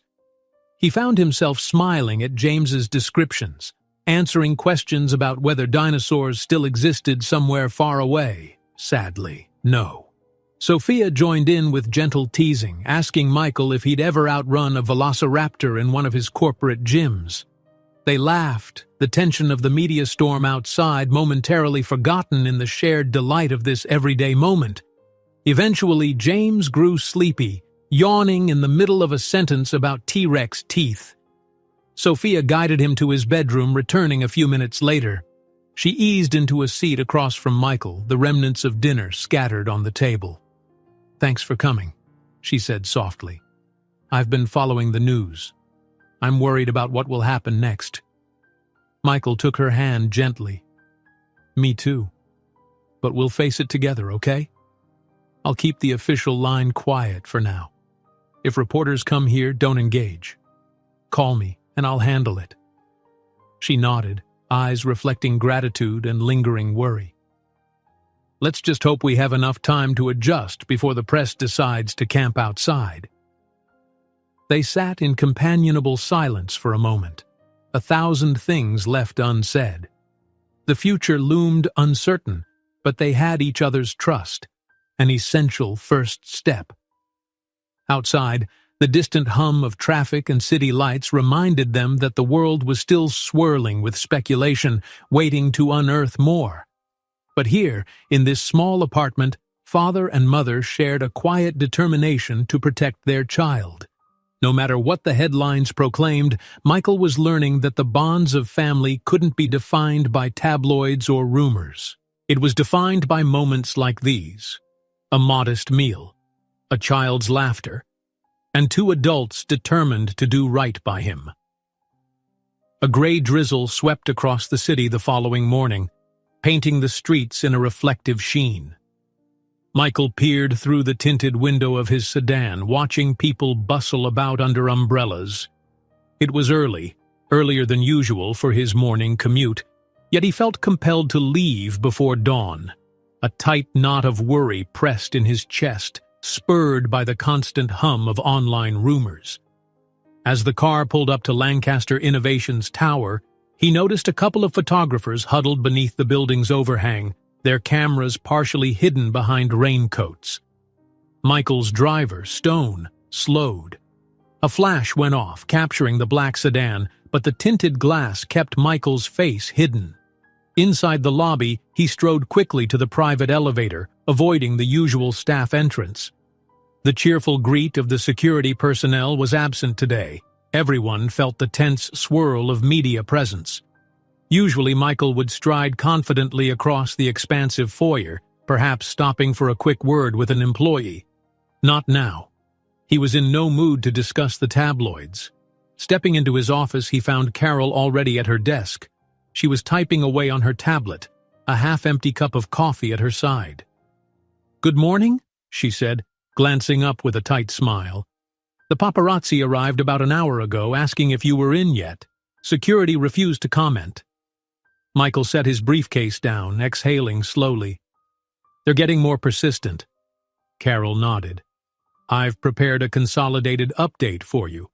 The gossip column from last night gained traction. Some site posted a so-called exclusive scoop about your alleged fatherhood." "How bad is it?" he asked grimly. She tapped her screen, scanning bullet points. Well, mainstream outlets remain cautious, not wanting to report rumors without confirmation. But the tabloid sites are speculating wildly. They claim the mother is mysterious. Some say you fathered a child in a foreign country. Others swear it's an old college flame. A few are even saying you might be adopting. It's all over the place. Michael raked a hand through his hair, grimacing. And Sophia? Has she been left alone so far? Carol pursed her lips. From what we can gather, yes. No direct sightings at her building yet. Possibly because the paparazzi are staking out your known locations first. This office, your penthouse. But it's only a matter of time. He sank into the leather chair, scanning the cityscape through the floor-to-ceiling windows. The drizzle had turned into a steady rain, streaking the glass. We need to move faster on finding them a safer place. Get me an update on those housing options. Carol nodded. I'll have them on your desk within the hour. And about your schedule today, do you still plan to meet with the new philanthropic board? He almost groaned. Philanthropy was important to him, ironically even more so now that he pictured James eventually inheriting a company that cared about more than just profit. But he felt pulled in a dozen directions. The tabloids, corporate responsibilities, fatherhood. Yes, I'll meet them, he said finally. Keep it short. Then I'm going to see Sophia for lunch, if she's available. Carol made notes, then excused herself, leaving Michael to stare at his phone. He fired off a text to Sophia. Hey, how are things? Any sign of reporters near you? Within minutes, her reply buzzed back. No sightings yet. James is off to preschool. We're okay, but I feel paranoid checking the window every few minutes. Michael's throat tightened with guilt. The intrusion into her life had already begun. I'm sorry, he texted back. If you're free for lunch, I can come by. I'll keep it low profile. Sophia answered, Yes, that'd be good. James gets out at 11:30 again. We'll wait at the park, same spot. We can grab something local. He breathed relief, grateful for small mercies. He typed, Done. See you then. Later that morning, Michael breezed through the philanthropic board meeting with measured politeness. The group discussed upcoming charity initiatives, funds for educational programs, partnerships with non-profit organizations. In the past, Michael might have been too occupied with expansions to devote full attention to philanthropic matters, but as they delved into scholarship plans for underprivileged children, he found himself vividly imagining James, or children like him. That surge of empathy guided his decisions now. Once the meeting ended, he slipped out a side entrance, wearing a casual jacket instead of his usual formal overcoat. In the underground parking garage, Stone awaited him in a different company car, less recognizable than Michael's typical luxury sedan. This was all part of a small subterfuge to keep paparazzi at bay. Thanks for the switch, Michael murmured, settling in the back seat. Drive quietly. Don't want to draw attention. Stone nodded, pulling out into traffic. The ride was quiet, the rhythmic patter of rain on the windshield oddly soothing. Michael tapped his foot impatiently, wanting nothing more than to reach that little park and see his family. Yes, they felt like family now, though he and Sophia were still figuring out what that meant. At the park, the drizzle had tapered off. The muddy grass glistened under a hazy patch of sunlight breaking through the clouds. Michael left the car a short walk away, scanning for any suspicious bystanders with cameras. Satisfied no one lurked, he approached the playground gate. His heart lightened the moment he spotted Sophia and James near the swings. The boy wore bright rain boots and hopped gleefully in a small puddle, while Sophia looked on, smiling. She noticed Michael and waved him over. Hi, she greeted warmly. We were just splashing around, apparently. James bounded toward Michael, showing off muddy boots with pride. Look, I can stomp, he demonstrated with vigorous jumps. Michael laughed, the tension of the morning melting away. That's amazing, buddy. You'll have to show me your best puddle jump technique sometime. He turned to Sophia, noticing the faint circles under her eyes. Rough night? She shrugged. I barely slept, worried about reporters or cameras. But so far we're safe. Let's hope it stays that way. Michael nodded grimly, wishing he could promise it would. Instead, he offered, "Let me take you two to lunch. Maybe that diner we tried last time?" I loved how James devoured those fries. Sophia brightened. "Perfect. We can walk. James likes counting the cars on the street." James eagerly took Michael's hand, and the trio strolled through the neighborhood. Cars hissed by on wet roads, and a chill breeze rustled the trees. James excitedly pointed out each passing vehicle's color, giggling whenever a bright red one zoomed by. Michael marveled at how easily the boys' laughter lifted his spirits. Even the frustrations of paparazzi and corporate demands faded for a few precious blocks. They reached the diner, a quaint, old-fashioned spot with a neon sign humming gently in the window. Inside, the smell of bacon grease and fresh coffee wrapped them in homey warmth. A waitress recognized Sophia, giving James a fond smile. They slid into a booth near the back, away from the large windows. Sophia helped James shrug off his little raincoat, and Michael couldn't help but notice how comfortable they both seemed here. This was their life, their routines. He felt a pang for the lost years he hadn't been part of. They ordered simple meals, grilled cheese for James, a turkey club for Sophia, and a BLT for Michael. As they waited, they chatted about James's preschool morning. He'd painted a picture of a volcano, which he insisted had dinosaur bones buried at the bottom. "You have quite an imagination," Michael teased lightly, ruffling James's hair. James grinned. "Mommy said I should start learning big words, so I used eruption. It's a big word, right?" Sophia laughed. "Yes, honey, it sure is." The food arrived, and they ate in companionable silence at first. Michael, glancing at Sophia's face, noticed tension around her eyes. He reached across the table, gently squeezing her free hand. "You sure you're okay?" She set down her sandwich, exhaling. "I am, just bracing myself. I've never been the center of attention, Michael. I don't know how to handle being part of your story, especially if that story is sensationalized." He nodded, glancing at James, who was intently stacking fries. "I know. I'm sorry. If there was a way to shield you entirely, I would. That's why I want you to consider the new apartment. It'll have better security, a gated entrance, private parking. If the press escalates, it'll help keep them out." Sophia's gaze dropped to her plate. "I've been thinking about it. It just feels so sudden.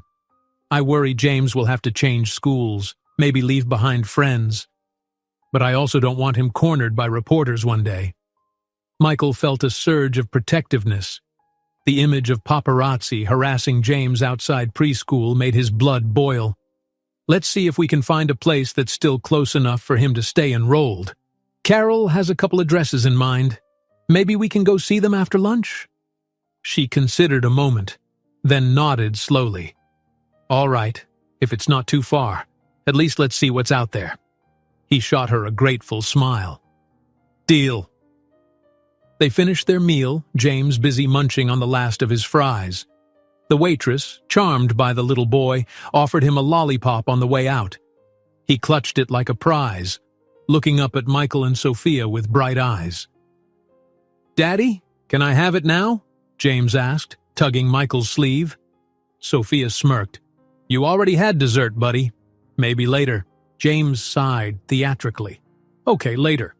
Outside, Michael discreetly texted Carol, "We're ready to see the apartment options. Email me the addresses." Within minutes, his phone buzzed with details, 2 listings not far from their current neighborhood, each with security features. He arranged for Stone to meet them a block away with a borrowed car once again. They walked, James giggling each time he hopped over a puddle.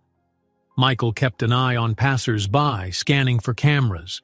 No suspicious activity, just ordinary families, a few dog walkers. The tension in his shoulders eased slightly. Stone greeted them politely, opening the car door. Sophia hesitated before helping James in. "I hope this isn't too big a production," she murmured. "Just a means to an end," Michael reassured her. The first address Carol provided was a high-rise complex with a secure lobby and keyed elevator. The unit was a two-bedroom with wide windows, modern fixtures, and a small balcony offering a cityscape view. Sophia stepped in, absorbing the sterile newness.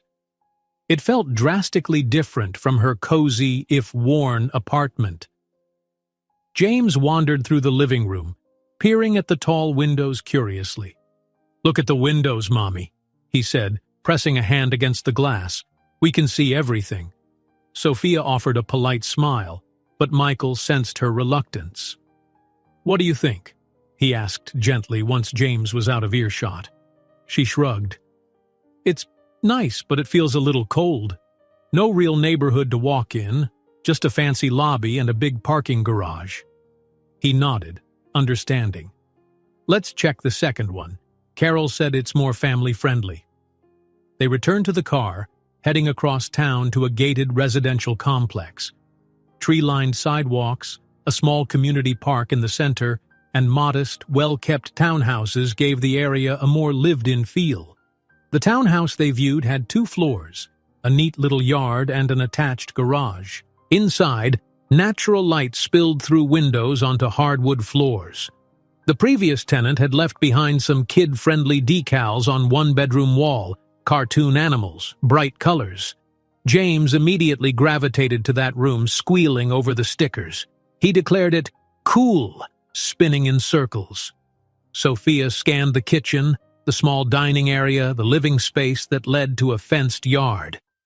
She inhaled, letting her shoulders drop. "This feels better," she murmured, "like somewhere a kid can grow up comfortably." Michael watched her expression, relief filling him. "I'm glad you like it. It's still secure, gated entry, security cameras, and it's closer to your current place. Might not disrupt James's school commute too much." Sophia touched one of the cartoon decals, then glanced at James, who was bouncing on his toes. "I can see us here," she admitted softly. Michael felt a subtle pressure lift from his chest. "Then let's do it. I'll have Carol handle the lease. We'll keep your name off public records, use a private arrangement so the paparazzi can't trace it easily." Sophia's eyes flicked to his, a mixture of gratitude and lingering concern. "It's a big step, Michael, having you do all this. But thank you. I see how it's necessary now." He laid a hand gently on her arm. "I just want to protect you and James. This is your home, not some corporate property. You can decorate however you like. I'll stay out of the details if that's what you prefer." She offered a small smile, nodding. "We'll figure it out. Together." James tugged Michael's sleeve again, eyes shining.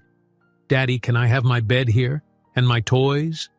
Michael scooped the boy into a playful hug, ruffling his hair. "Absolutely. We'll bring everything over. Maybe we can paint these walls, make it extra special." James beamed, imagining all sorts of possibilities. They spent another half hour exploring each corner.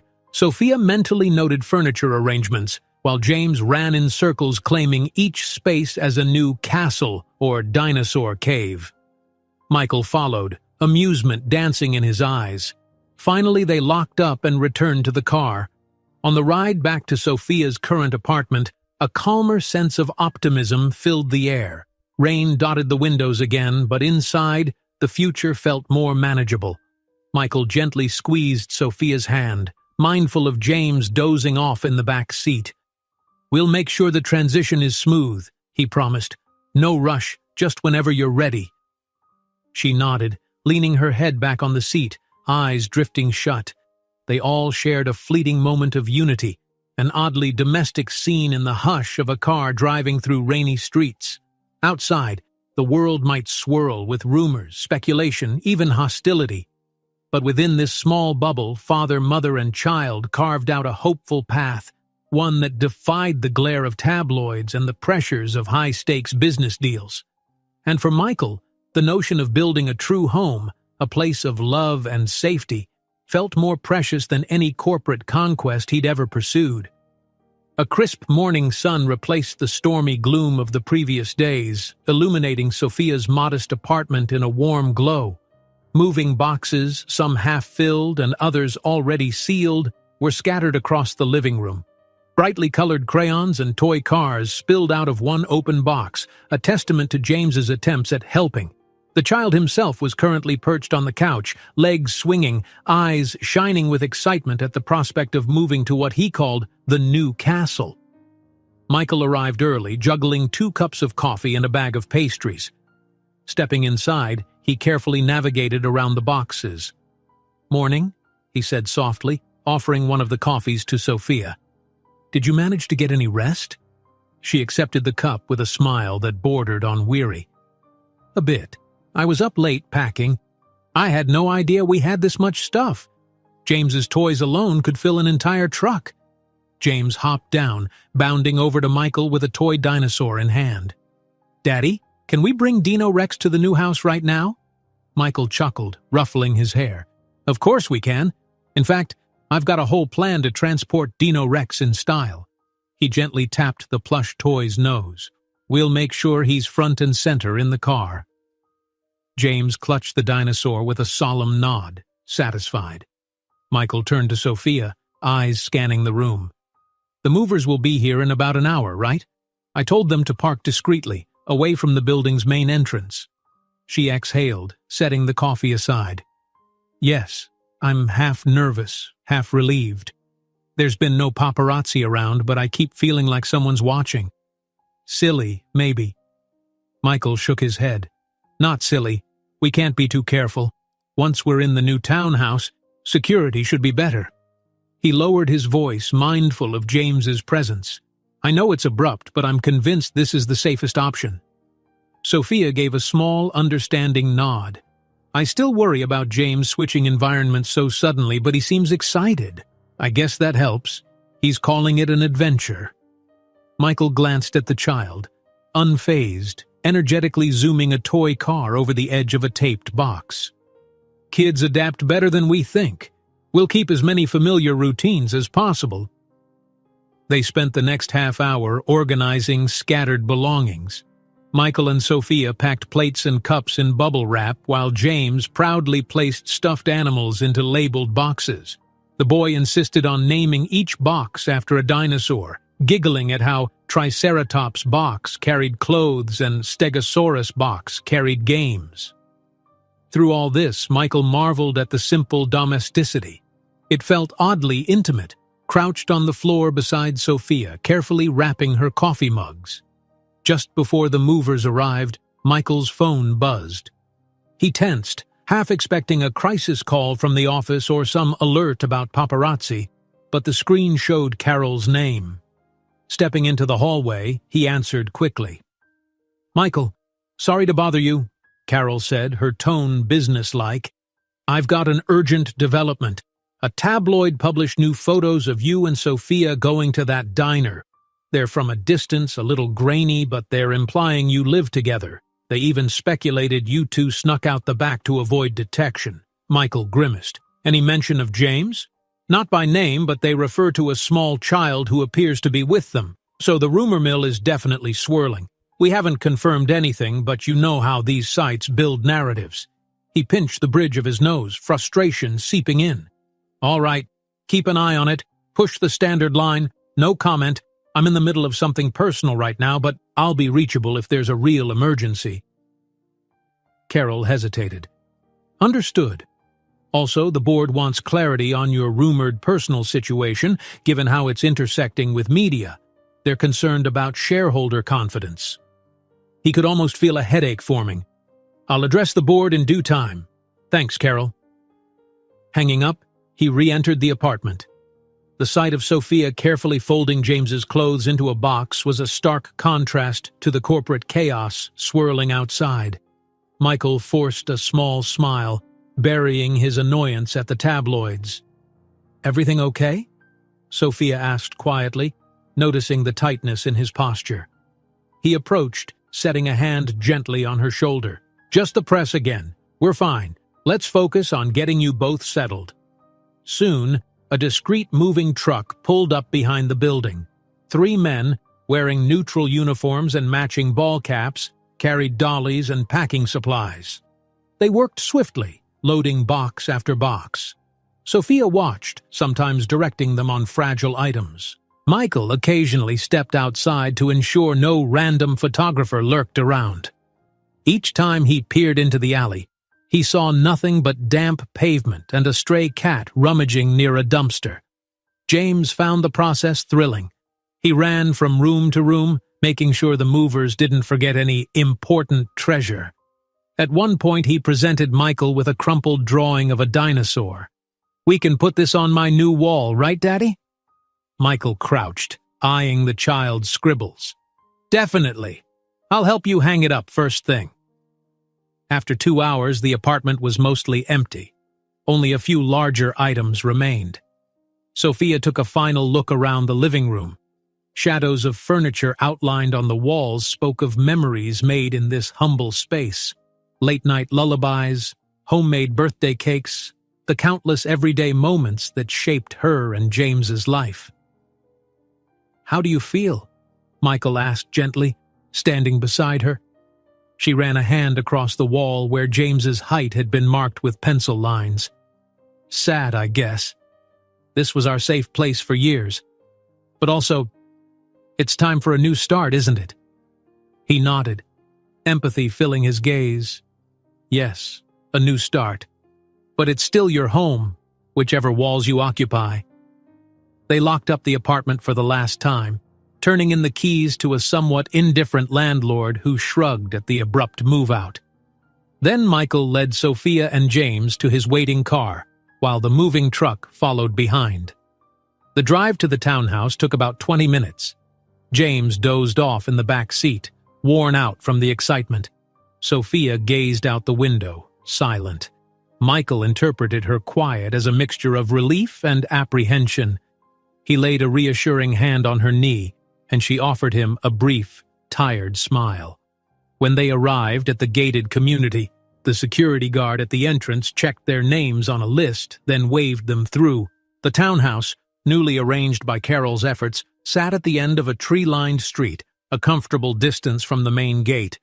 Michael pulled into the small driveway as the movers parked out front. "It's different by daylight," Sophia remarked, stepping out. Sunbeams filtered through the leafy branches overhead, casting dancing shadows across the townhouse's stone facade. Michael woke James gently, who blinked and rubbed his eyes. "Are we here?" the boy mumbled, yawning. "We sure are," Michael said, lifting James out of the back seat. "Welcome to your new home." Inside, the space felt just as bright and inviting as before. Sunlight poured through the living room windows, revealing a clean, blank canvas ready to be personalized.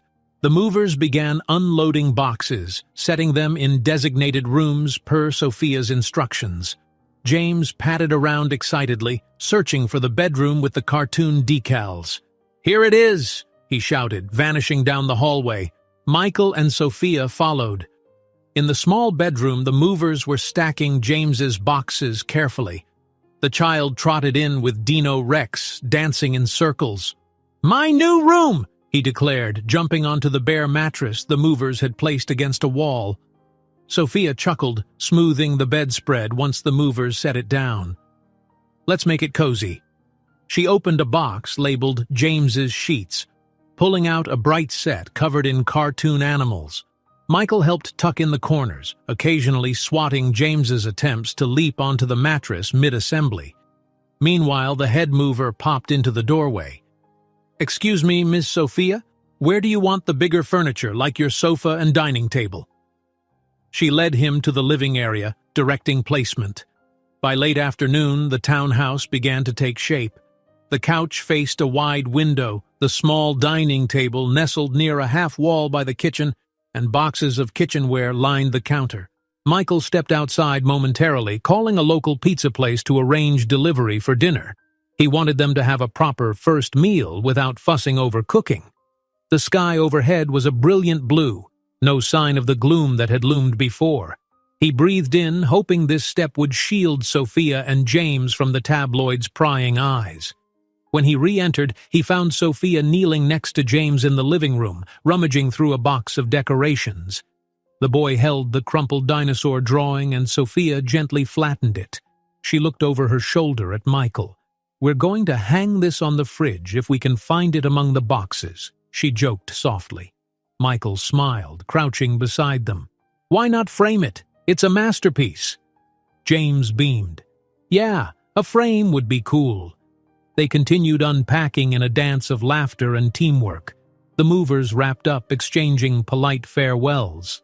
Michael tipped them generously, appreciating their discretion. He double-checked the townhouse's locks, tested the security system, and made a mental note to arrange a more advanced camera setup on the front door. Finally, evening settled.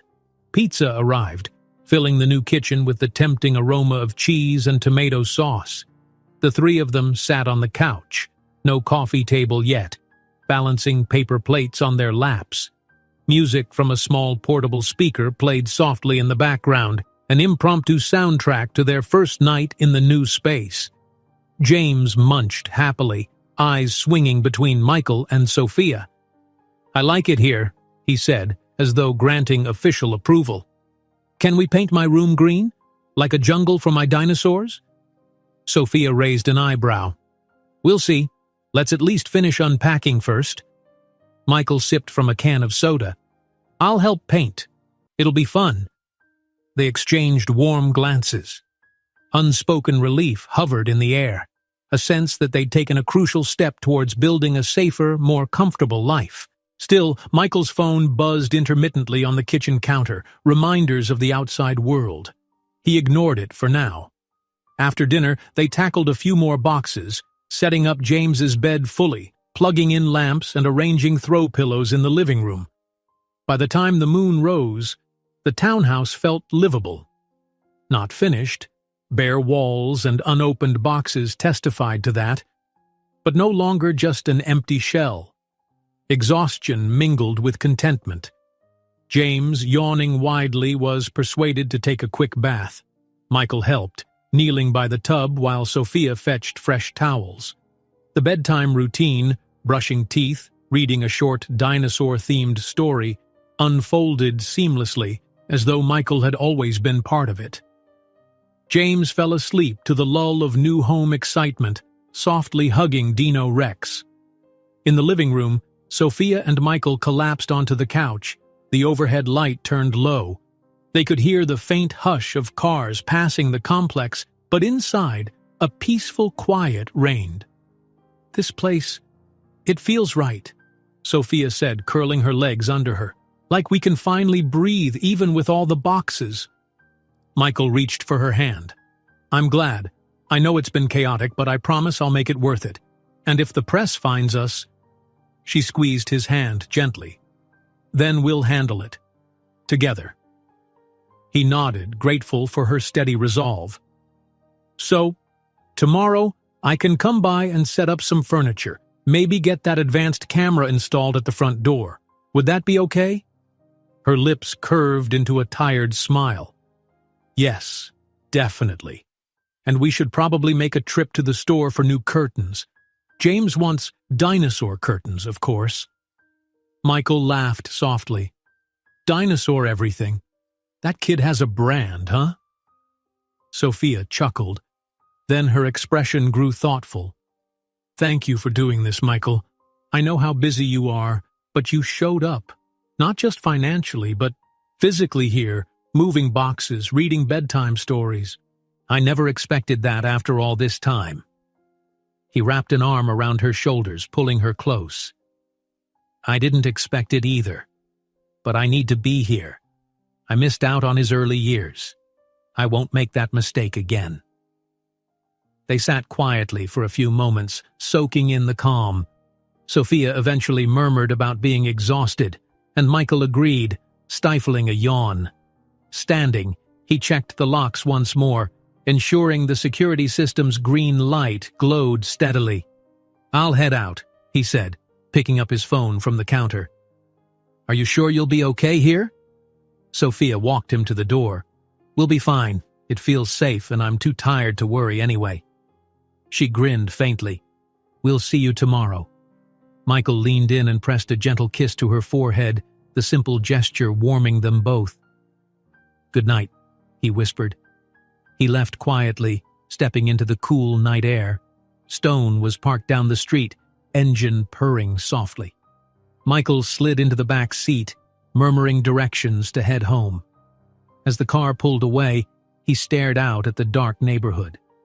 Against the uncertain swirl of tabloids and boardroom whispers, the new townhouse stood like a beacon of hope, representing a future he never thought he'd grasp.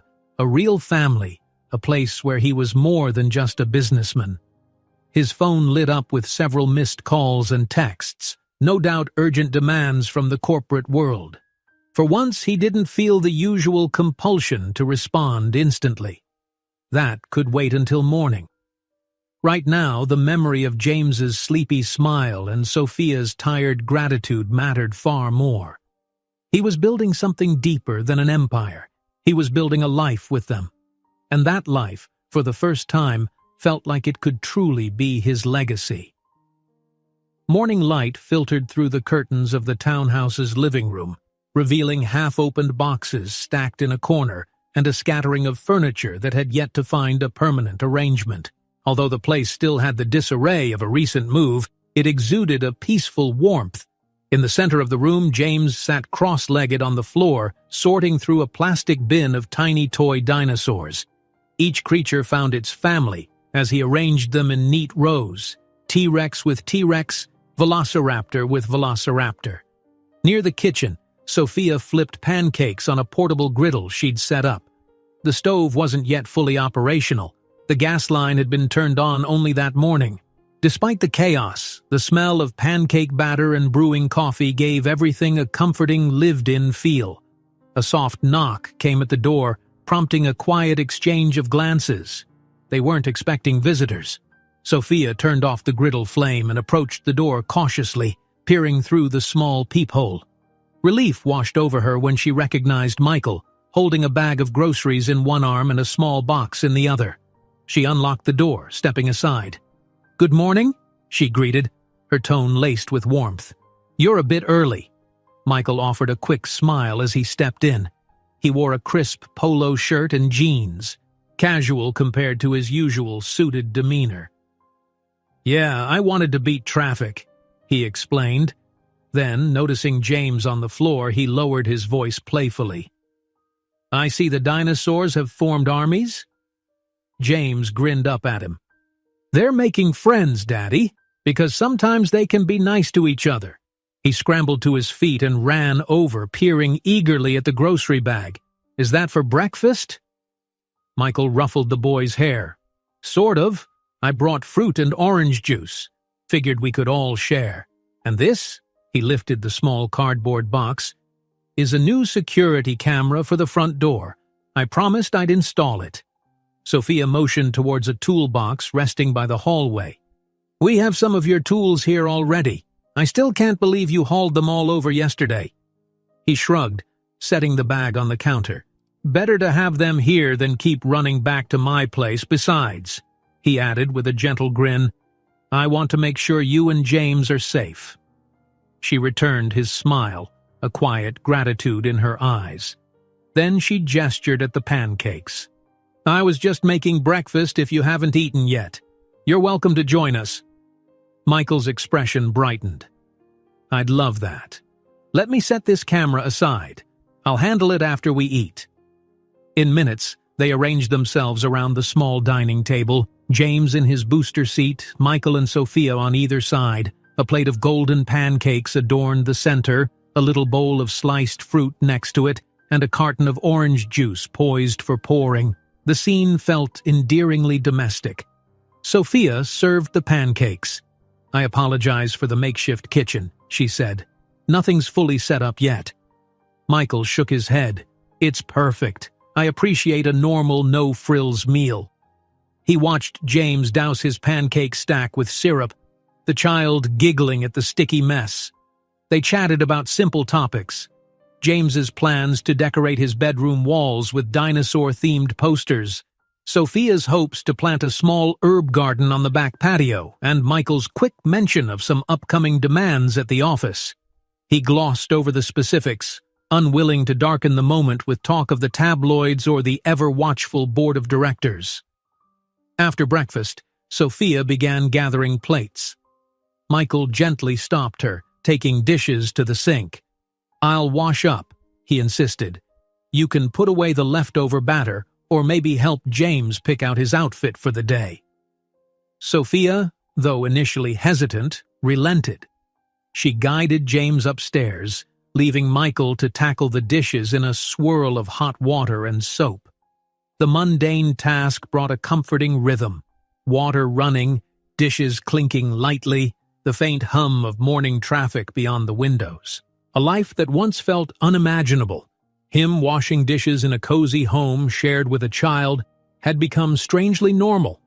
He finished drying the last plate when his phone buzzed. Carefully wiping his hands, Michael glanced at the screen. A message from Carol. "Urgent. Board wants a conference call today media rumors. They need clarity. Some execs suggest you publicly confirm or deny fatherhood. Please advise." His heart sank. The short-lived peacefulness of the morning deflated under the weight of corporate demands. He tapped out a quick reply. "Tell them I'll be available for a call mid-afternoon. We'll handle it then."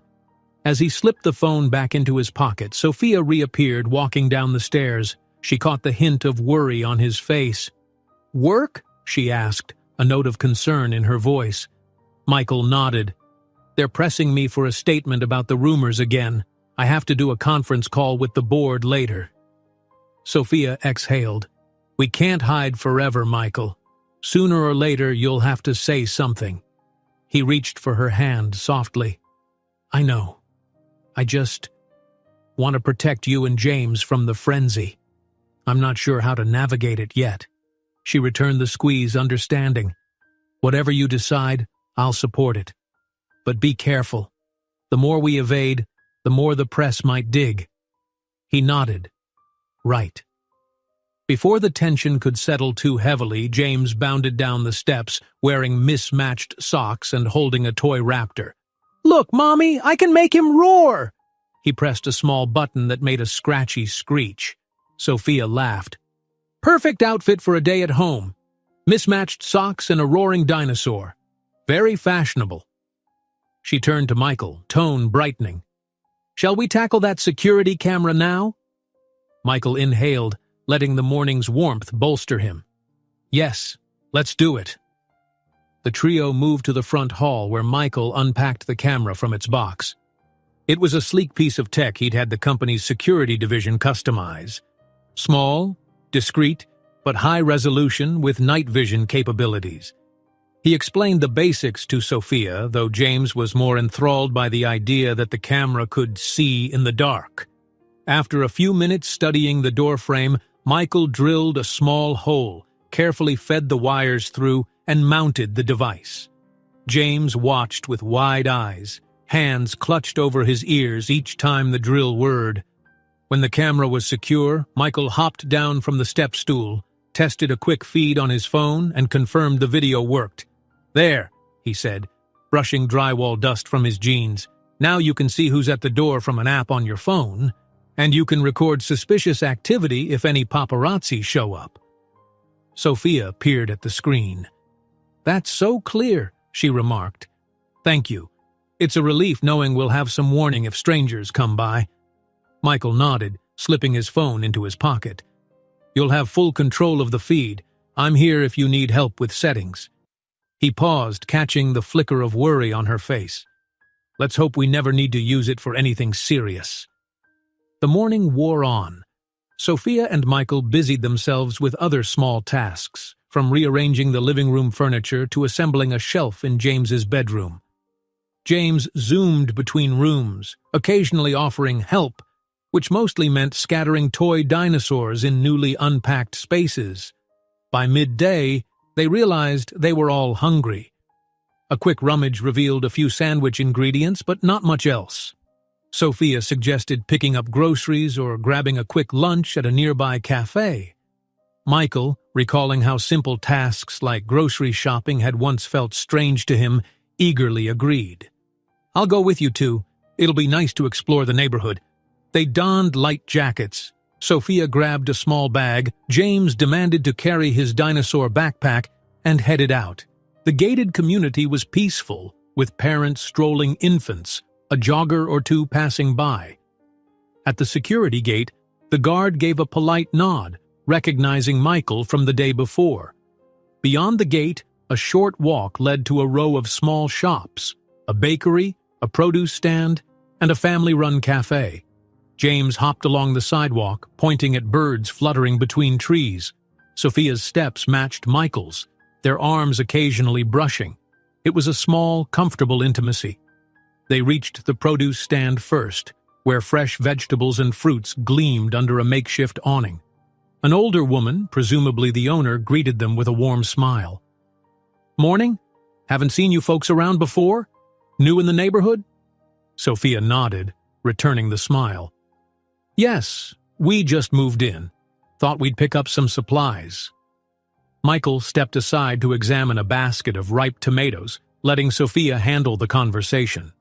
The woman introduced herself as Carmen, happy to offer recommendations. James gawked at a stack of strawberries, practically drooling. While Sophia selected produce, Michael took in the quiet bustle of the small marketplace, relieved that no one seemed to recognize him from the tabloids, or if they did, they weren't making a fuss. It reinforced the hope that this community would give them a semblance of normalcy. Next, they visited the cafe, a cozy nook with a handful of tables inside and a small patio outside. The aroma of fresh bread and brewing coffee wrapped them in a comforting embrace. They settled at a corner table, perusing a simple menu: sandwiches, salads, pastries. James, of course, asked for a grilled cheese. Sophia chose a light salad, and Michael decided on a turkey sandwich. As they waited, James flipped through a small coloring book the cafe provided, and Michael stole a moment to whisper to Sophia, "This is really nice, just living like this." She glanced at him, a tender smile curving her lips. "I know, it almost feels too good to be true, doesn't it?" He exhaled, remembering the looming conference call with his board. He wished they could freeze this moment forever, just a simple lunch with no external pressures. But reality wouldn't wait. He'd have to face the board soon, possibly address the media rumors head-on. And the thought of revealing James's existence, possibly turning their quiet life into a spectacle, grated on him. Their food arrived, and the three of them savored an unhurried meal. James chattered about a new dinosaur cartoon he wanted to watch, giggling whenever he managed to dip a fry into his ketchup without spilling. The occasional patron glanced their way, maybe noticing Michael Lancaster, the famous CEO, or maybe just seeing a happy family. After lunch, they gathered their groceries from the produce stand and headed back home. The walk was serene. By the time they reached the townhouse, James was yawning. The child had expended a great deal of energy over the last 2 days and eagerly asked if he could nap in his awesome new bed. Sophia took him upstairs, leaving Michael in the living room. He retrieved his phone from a side table, checking the time. Almost 2. The board's requested call was at 3. Tension knotted in his shoulders. Could he keep deflecting, or was it time to address the fatherhood rumors outright? "Michael?" Sophia's voice, soft, broke him from his reverie. She was back downstairs, leaning against the banister.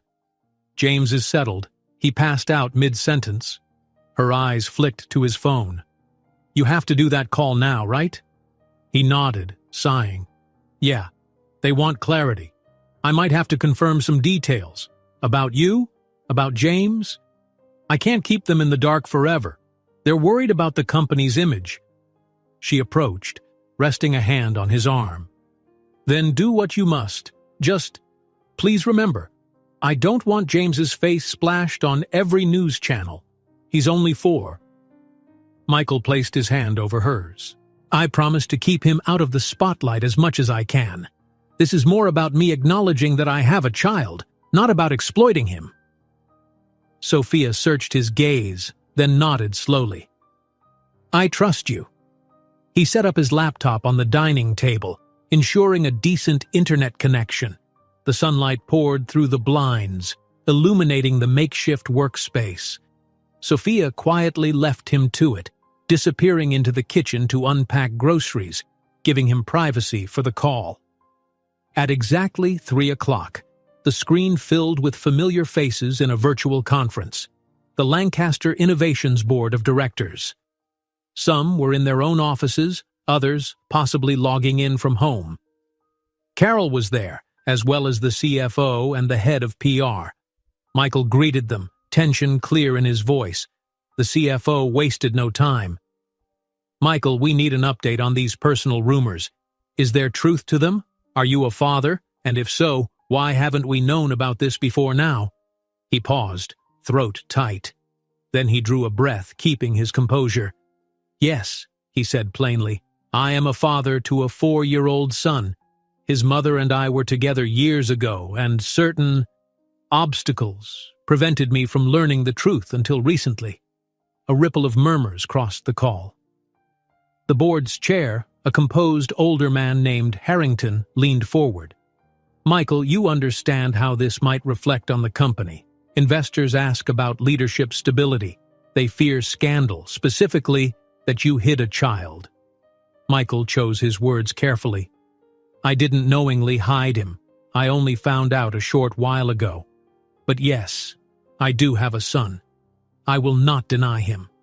And that doesn't change my commitment to Lancaster Innovations. We will continue business as usual. A younger board member, lips pursed, asked, So what's our public stance? If the tabloids push this story, do we confirm? Michael steeled himself. Yes, but we confirm only the basic fact that I have a child. His privacy is paramount. The company won't release any personal details. No names, no photos. Our official statement can simply note that my personal life will not impact Lancaster Innovations' strategic direction. Carol nodded from her corner of the screen, taking notes. Understood. This will quell some speculation. It might also stir new interest, but at least we'll be honest. We can spin it as a testament to your values, family responsibility and all. He grimaced inwardly at the idea of spin, but stayed professional. Yes, something along those lines. Keep it dignified, no hype. I'll handle any follow-up interviews personally, so no one else speaks for me on this matter. Clear? A chorus of assent followed.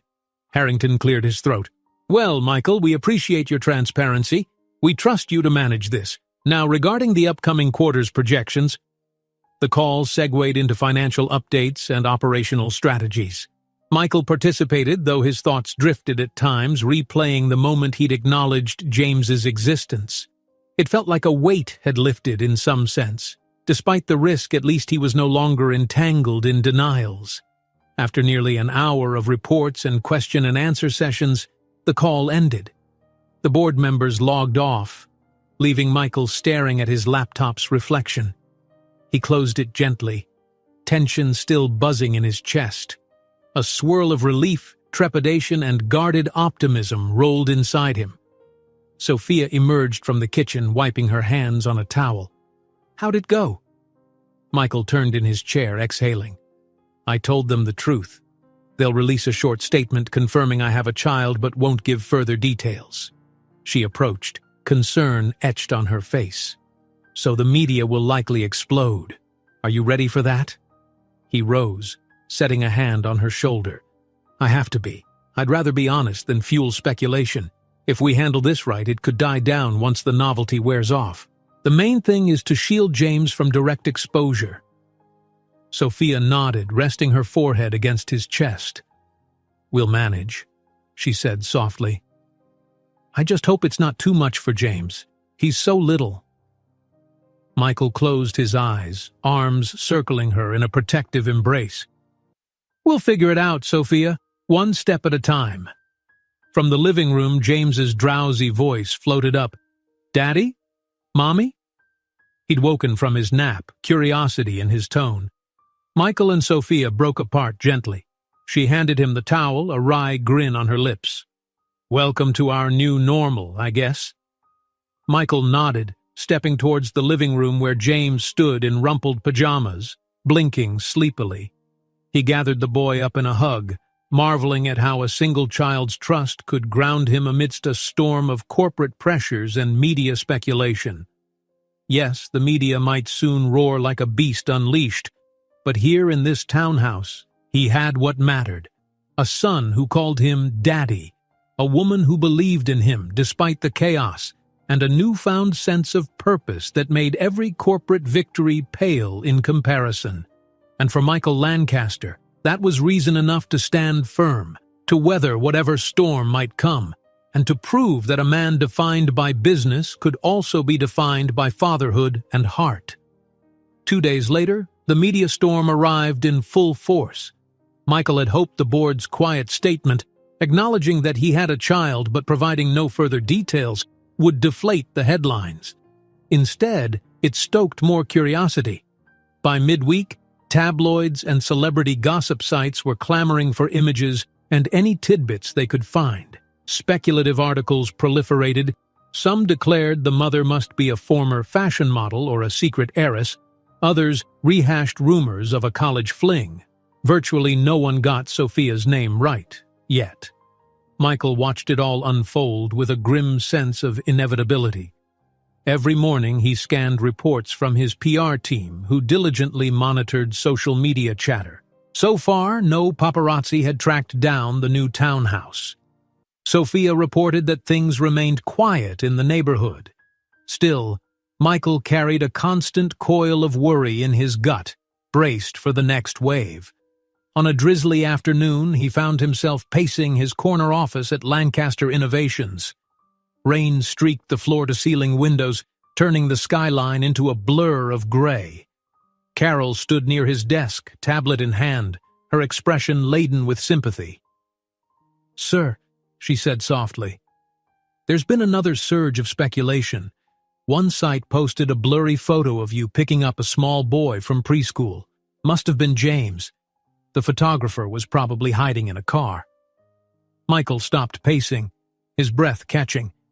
"They have pictures of him?" His voice was low and tense. Carol's gaze dropped. "It's grainy, and they haven't identified him by name, but it's clearly a child. And you. The article insinuates it's your son."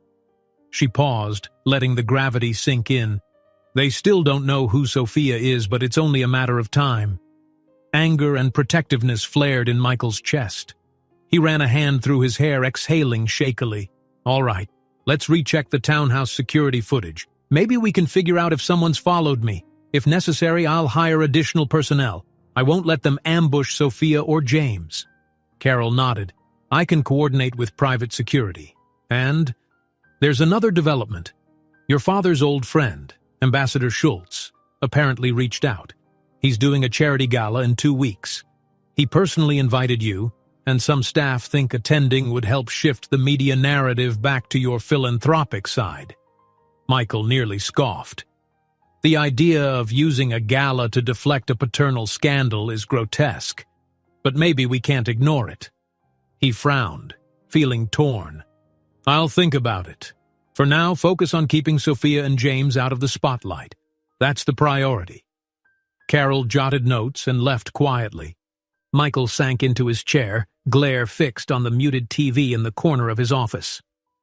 A financial news channel was covering market updates, but the ticker across the bottom occasionally teased Lancaster family mystery. He pinched the bridge of his nose. This wasn't supposed to be a scandal. He wasn't some Hollywood celebrity. His phone buzzed, a text from Sophia. "Hey, just wanted to check in. Everything okay? James is good. He's painting a volcano city right now." Michael's lips curved into a slight smile, tension easing. He typed back quickly. "All good here. Some press chatter, but no big deal. Miss you both. I'll drop by tonight if that's okay." He set the phone aside, mentally counting the hours until he could see them. Work felt more suffocating than ever. Contracts, board requests, investor calls, all tinted by the looming presence of cameras outside. His mind drifted to James's painting session in the safe haven of their townhouse. The stark contrast between that warmth and this corporate glare made him ache to leave. But responsibilities tethered him in place. For the next few hours, he dove into meetings, forcing himself to review quarterly numbers and sign off on departmental strategies. He politely vetoed a risky expansion idea from a junior executive, citing ethics concerns. It struck him again how fatherhood had reshaped his perspective on long-term consequences. Finally, the day ground to an end.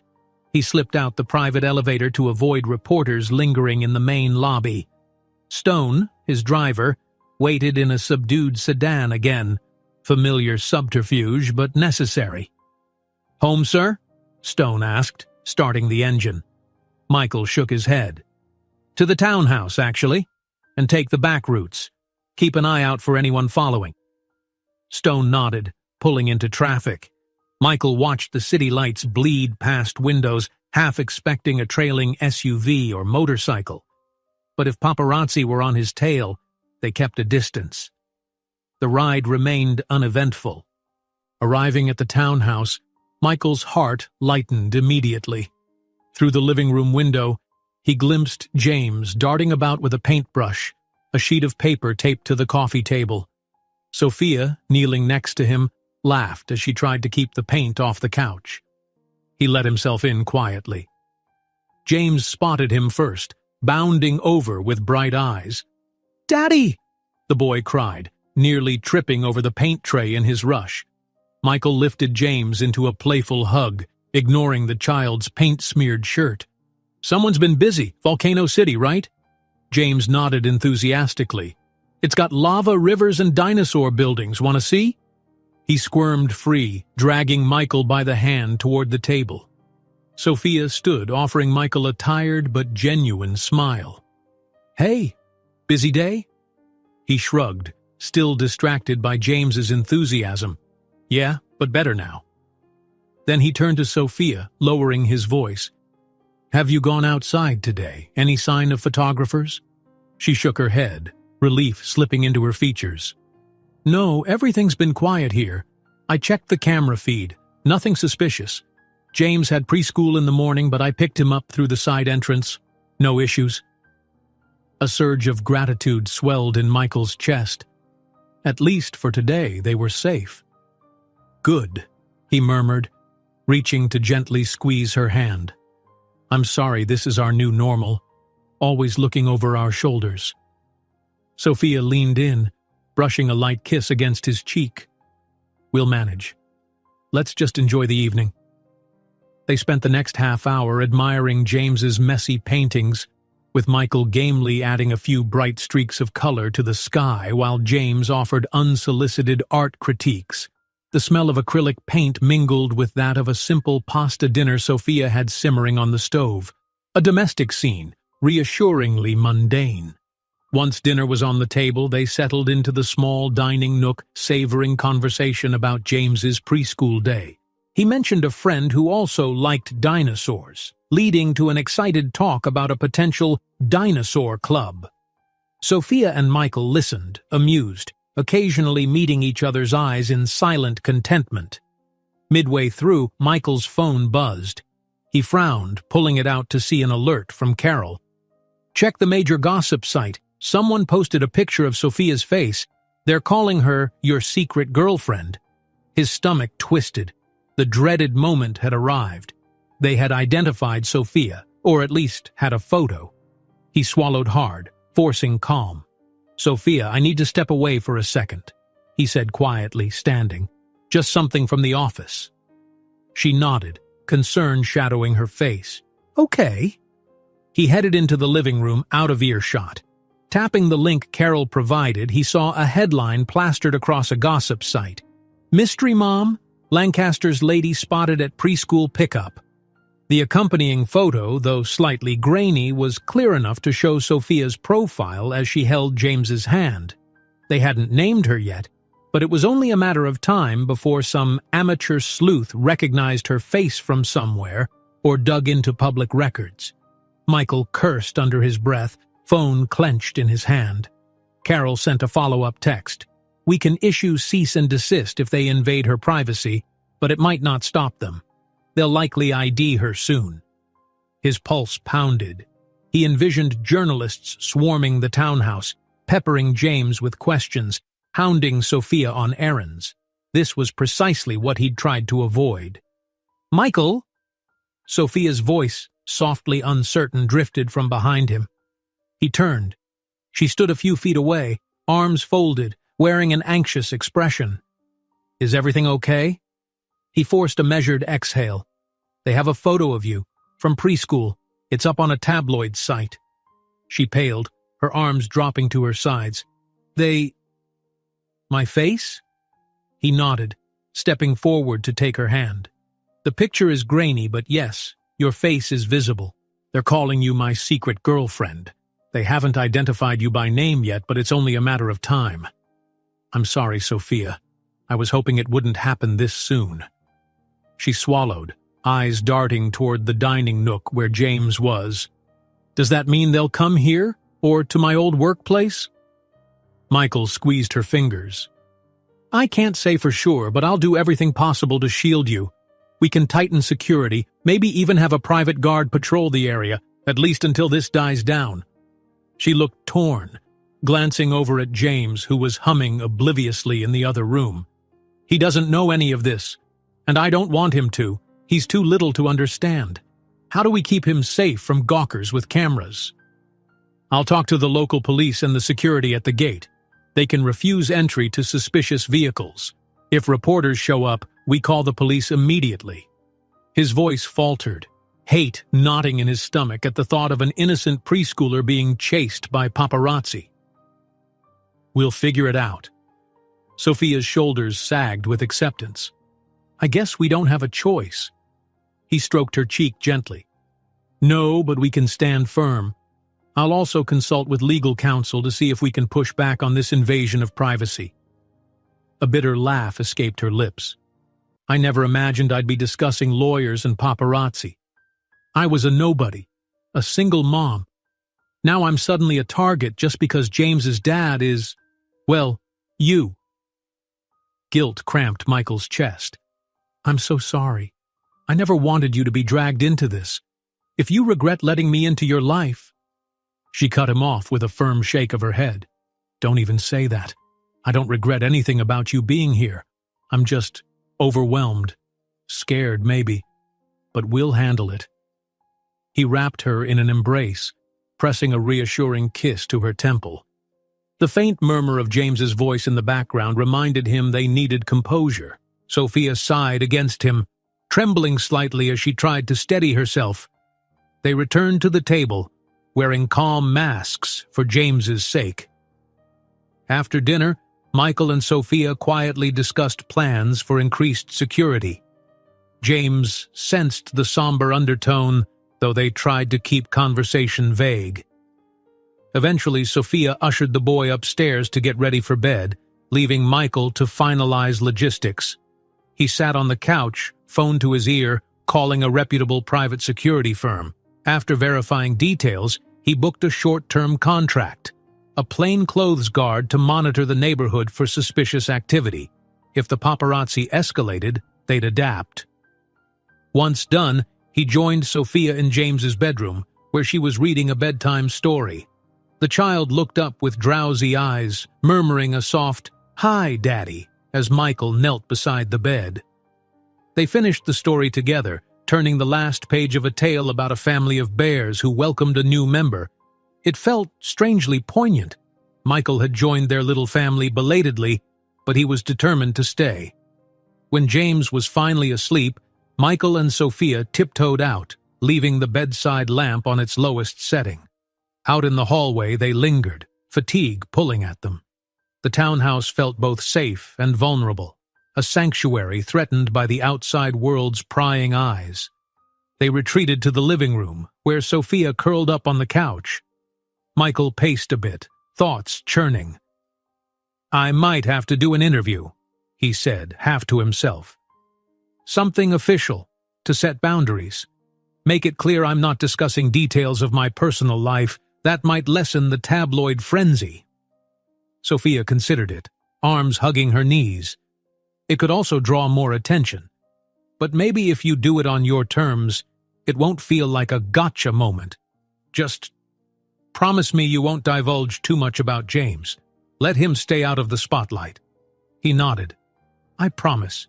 My PR team can arrange a controlled interview, maybe with a reputable business reporter, not a gossip columnist. We can confirm I'm a father, mention that I'm committed to protecting my family's privacy, and ask for respect. It's not foolproof, but it might help.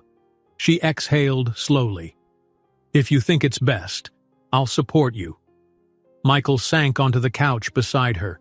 She leaned against him, and he draped an arm across her shoulders. In the soft lamplight, the day's exhaustion weighed on them both, yet there was solace in each other's presence. After a few moments of quiet, Sophia spoke, her voice subdued. I'll, talk to James soon, in a child-friendly way. Maybe explain that some people might take pictures because they're interested in you. So if he sees strangers with cameras, he should tell me or you. He doesn't need every detail, just enough to not be caught off guard. Michael nodded, sadness tugging at his heart. No 4-year-old should have to deal with that. But better he hears it from us than be frightened one day by a camera flashing in his face. They sat there, the hush of night enveloping them, minds buzzing with the stark reality of protecting a child in a world hungry for sensational stories. Eventually, Michael pulled her closer, pressing a tender kiss to her hair. I'll handle the interview soon, set some lines in the sand, and if it gets too crazy, we'll adapt. We won't let them break our family. Sophia closed her eyes, resting a hand over his. Family? She repeated softly, testing the word. Then she sighed, a tremor in her voice. That's exactly what we are, isn't it? Michael's heart thudded. Yes, he said quietly, the weight of that truth comforting. We are. They lingered in companionable silence, finding strength in each other. The future stretched uncertain, but for now, in this townhouse, they had unity. And that unity would guide them through whatever frenzy the tabloids and the world might bring. A warm breeze drifted through the open windows of the townhouse living room, carrying the faint sound of birds chirping outside. Boxes labeled with markers, once a dominant sight, were now fewer, relegated to corners. In the weeks since Michael had moved Sophia and James to this new address, it had gradually evolved from a place of temporary refuge into a true home. Children's artwork hung on the fridge, a small shoe rack crowded the doorway, and in the corner stood a brand-new bookshelf half-filled with both bedtime storybooks and Michael's work binders. Michael stood in front of a mirror, adjusting his tie. He was dressed in a charcoal suit, a crisp white shirt beneath. The reflection staring back at him looked less certain than the self-assured CEO who once believed he could conquer anything with spreadsheets and ambition alone. Tonight, he was attending that high-profile charity gala Ambassador Schultz had invited him to. His PR team insisted that making a controlled public appearance, especially one aligned with philanthropy, would help reaffirm the narrative that Michael Lancaster was both a responsible father and a dedicated business leader. From the dining area, Sophia's voice floated in. "James, slow down. You'll knock something over." A muffled squeal followed, and Michael smiled. The child's boundless energy, even as evening approached, was a constant source of both amusement and exasperation. He stepped out to find Sophia attempting to corral James. "He had a late nap," she explained, exhaling in mock frustration, "so he's extra bouncy right now." James, wearing pajamas emblazoned with colorful dinosaurs, ran circles around Michael's legs. Then he stopped abruptly, noticing Michael's attire. "Daddy, you look fancy." A small glow of pride and sheepishness spread across Michael's face. "Thanks, buddy, I have to go to a work party tonight." James's brow furrowed. "Can I come? I like parties." Sophia answered gently, "Not this one, sweetie, it's for grown-ups. But I promise we'll have our own party this weekend, okay? Maybe we'll invite a friend from preschool." That placated him somewhat, though James still eyed Michael's suit with envy. Michael crouched down to the child's level, straightening the collar of James's dinosaur pajamas with a playful grin. "You'll have more fun playing with your own toys. Parties with grown-ups can be pretty boring." James giggled. "Okay, Daddy." Sophia handed Michael a small black folder containing information from his PR team, notes about the charity's talking points, a reminder to keep his personal remarks classy and concise. She herself was dressed casually tonight, soft jeans and a sweater, ready for a calm evening in. He glanced at her, heart clenching with reluctant goodbyes. "I won't stay too long," he promised. "This is mainly to show my face, say a few words, and hopefully deflect further media speculation." Sophia offered a supportive smile. "I understand. Just be careful, Michael. If reporters corner you, remember they might bring up James, ask for personal details." He nodded gravely. "I won't give them anything beyond what I've already said." Then he placed a hand on her shoulder. "Thank you for understanding, and for dealing with all this chaos." She rested her hand over his, her gaze steady. "We're in this together. Go do what you need to do and come back to us." Their eyes met, a quiet promise passing between them. Then, leaning down, Michael pressed a goodbye kiss to James's forehead. "See you later, kiddo. Be good." James responded by looping his arms around Michael's neck for a fierce hug. "Bye, Daddy." Michael straightened, smiled once more at Sophia, and made his way to the front door. Outside, a car from the company's fleet waited, engine purring softly. In the driver's seat sat Stone, who gave a respectful nod as Michael climbed in. The downtown hotel hosting the gala was a beacon of light and elegance, its grand entrance bedecked with red carpeting and fresh floral arrangements. Valets in black suits hurried to park luxury cars, while photographers snapped pictures of arriving guests. The rumble of voices and camera shutters formed a steady backdrop. Michael exited the car, taking a measured breath. Immediately, a couple of reporters rushed forward, microphones at the ready. Flashes popped in his peripheral vision. He resisted the urge to grimace. After all, this was expected. "Mr. Lancaster, over here!" shouted someone. "Is it true you've hidden your son for years?" another demanded. Michael kept his composure, ignoring the more invasive questions. The hotel security staff ushered him through the glass doors into the lobby. Inside, the ambiance was gentler. A string quartet played softly. Elegant decor in gold and cream tones set a refined scene. Ambassador Schultz, a distinguished gentleman in a tuxedo, spotted Michael and approached with a genial grin. "Michael, my boy, glad you could make it." He clasped Michael's hand in a firm shake. "Sorry about the fuss outside." Michael mustered a polite smile. "Not your fault, sir. I'm just happy to support your cause tonight." The ambassador led him deeper into the ballroom, explaining how the evening's proceeds would benefit international scholarship funds. It was a cause Michael genuinely admired. He responded with sincere interest, momentarily forgetting the swarm of cameras outside. Over the next hour, Michael navigated the mingling crowd. He offered cordial handshakes, posed for a few professional photographs, and engaged in small talk with various diplomats and philanthropists. Everywhere he went, though, he sensed an undercurrent, hushed murmurs about the recent rumors. Some guests must have been dying to ask, but politeness constrained them. Finally, he made his way to the small stage at the front, taking his seat among other notable attendees. After a series of short speeches, the ambassador took the mic, warmly acknowledging supporters. Then he introduced Michael with glowing praise, mentioning Lancaster Innovations' generous contributions and his personal commitment to bettering society. Michael ascended the stage, nerves thrumming. Public speaking was second nature, but tonight's personal undertones made it different. He adjusted the microphone, offering a professional smile to the assembled crowd. "Thank you, Ambassador," he began, "and thank you all for gathering here to support such a vital cause. Education is something I believe in wholeheartedly. It's what shaped me. and I want to ensure that future generations have equal opportunities."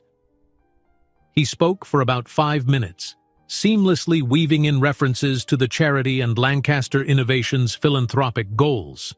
At the end, he took a careful breath. This was the moment he'd rehearsed with Carol, deciding whether to address recent rumors head-on. "Before I leave the stage," he said, voice steady, "I want to acknowledge that there's been a great deal of speculation about my personal life lately. The simple truth is, yes, I am a father, and I'm proud to be one. However, my son is young and his privacy is important to me. I'd ask that you respect that boundary as I focus on my work here at Lancaster Innovations and continue to support causes that matter. Thank you." A gentle applause swept through the crowd, some polite, some genuinely supportive. Michael stepped down, heart pounding. He'd said just enough to confirm without revealing anything about Sophia or James. For better or worse, the media would have to accept that. He only lingered at the gala another 20 minutes, posing for a final group photo, shaking a few more hands. Then, with a polite farewell to the ambassador, he slipped out a side exit, once again hoping to avoid a cluster of reporters. The drive back to the townhouse was blessedly quiet. Stone-navigated back streets, and Michael braced himself for whatever fallout the statement might bring. But his mind continually drifted to an image of James curled up in dinosaur pajamas, waiting at home. By the time Michael arrived, the community was bathed in a soft nighttime hush. He nodded at the gate security, who recognized him and let him pass. At the townhouse door, he opened it carefully, stepping inside. Sophia was curled on the couch, a book in her lap. She looked up, relief washing across her face as she spotted him. "Welcome back," she greeted gently. "How did it go?" Michael removed his jacket, exhaling.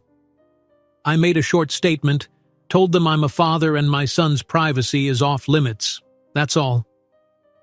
Sophia set the book aside, rising to meet him halfway. "That must have taken courage." He shrugged, scanning her face. "It felt necessary, but I won't lie. My nerves were shot." He glanced around. "James asleep?"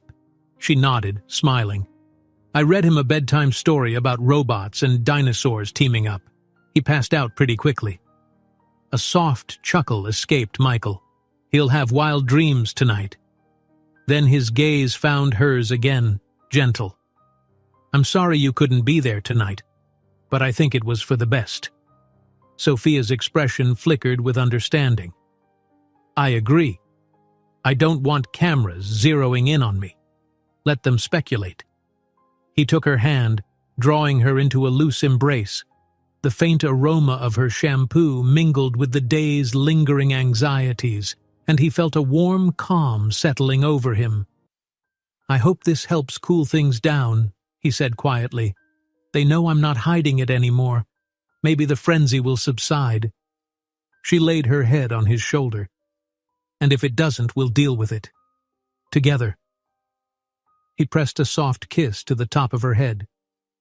Exactly. They drifted to the couch, settling side by side. The tension from the gala ebbed, replaced by the soft domesticity he'd come to cherish. A small lamp cast a golden glow, highlighting the faint lines of fatigue on Sophia's face, but also the contentment in her eyes. "How's James been?" Michael asked gently, slipping off his tie. "Any more talk from him about reporters or cameras?" Sophia shook her head. "Not really. I think he's forgotten our conversation about it. He's been too busy making new friends at preschool. He even invited one over for a play date. I told him we'd see." Michael smiled, picturing a rowdy group of 4-year-olds with plastic dinosaurs. "I'd love that. Maybe next weekend we can have them over. We'll keep it quiet, but it'll be fun for James." A serene hush fell between them. Sophia stifled a yawn, leaning her head against his shoulder. "You must be exhausted too. All that smiling for cameras." He chuckled low in his throat. "Smiling for cameras is more draining than I ever realized." Sliding an arm around her, he let the day's tension melt away. Here, in the gentle quiet of the living room, was his sanctuary, his real life. "You know," he murmured, voice reflective, "months ago, I would have spent an evening like this checking stock reports, prepping for some international meeting. I was always chasing the next deal. But now, I don't know, this feels more important." Sophia clasped his hand, interlacing their fingers. "I'm glad you think so, because we need you, Michael, as much as your company might." He bent to brush a tender kiss against her lips. They lingered there, a soft exchange of reassurance and unspoken devotion. Then, resting her forehead against his, Sophia whispered, "I love you." Michael's chest constricted with emotion, gratitude, warmth, a sense of belonging. "I love you too," he replied, the words flowing easily, sincerely. It wasn't a grand, orchestrated moment. It was a gentle affirmation that what they'd built here was not just happenstance. They sat like that for a while, the day's troubles subdued by a comforting closeness. Outside, the night's crickets chirped, and a faint breeze rustled the leaves. Upstairs, James slept peacefully, safe from the tabloid chaos that still simmered in the city beyond these walls. Finally, as the clock neared midnight, Michael helped Sophia lock up. He double-checked the security camera feed on his phone. No strange cars or figures in sight. Satisfied, they headed upstairs. Their footsteps were quiet in the hall, passing by James's door where a soft nightlight glowed. In the master bedroom, they changed into comfortable clothes. Michael draped his suit jacket over a chair, undoing the cufflinks that had felt so restrictive all evening. Sophia handed him a spare toothbrush she'd bought, a silent invitation that this was also his home now. As they slipped into bed, the soft hum of the neighborhood's night enveloped them. In the darkness, Sophia nestled against Michael's side. Her breathing slowed, the day's worries receding into the corners of their minds. Outside, the world might still buzz with questions and flashing cameras. Headlines would likely spin his succinct statement into a dozen interpretations. But for the moment, none of that mattered. Here, within these walls, a family was growing, bound by love, tested by scrutiny, and strengthened by every quiet reassurance. Michael listened to Sophia's steady breathing and felt the comforting warmth of her hand in his. Tomorrow would bring new challenges, perhaps new rumors or business pressures, yet he felt equipped to face them, buoyed by an unshakable truth. He wasn't alone anymore. He was a father, a partner, and a man who had finally learned where real value lay.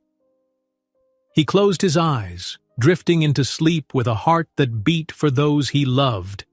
Sophia and James, the family he had fought to protect, the future he was determined to shape with more than just corporate success. Because building a life with them was, without question, the finest legacy Michael Lancaster could ever hope to leave. If you enjoyed this story, don't miss the next one. Just click on the screen.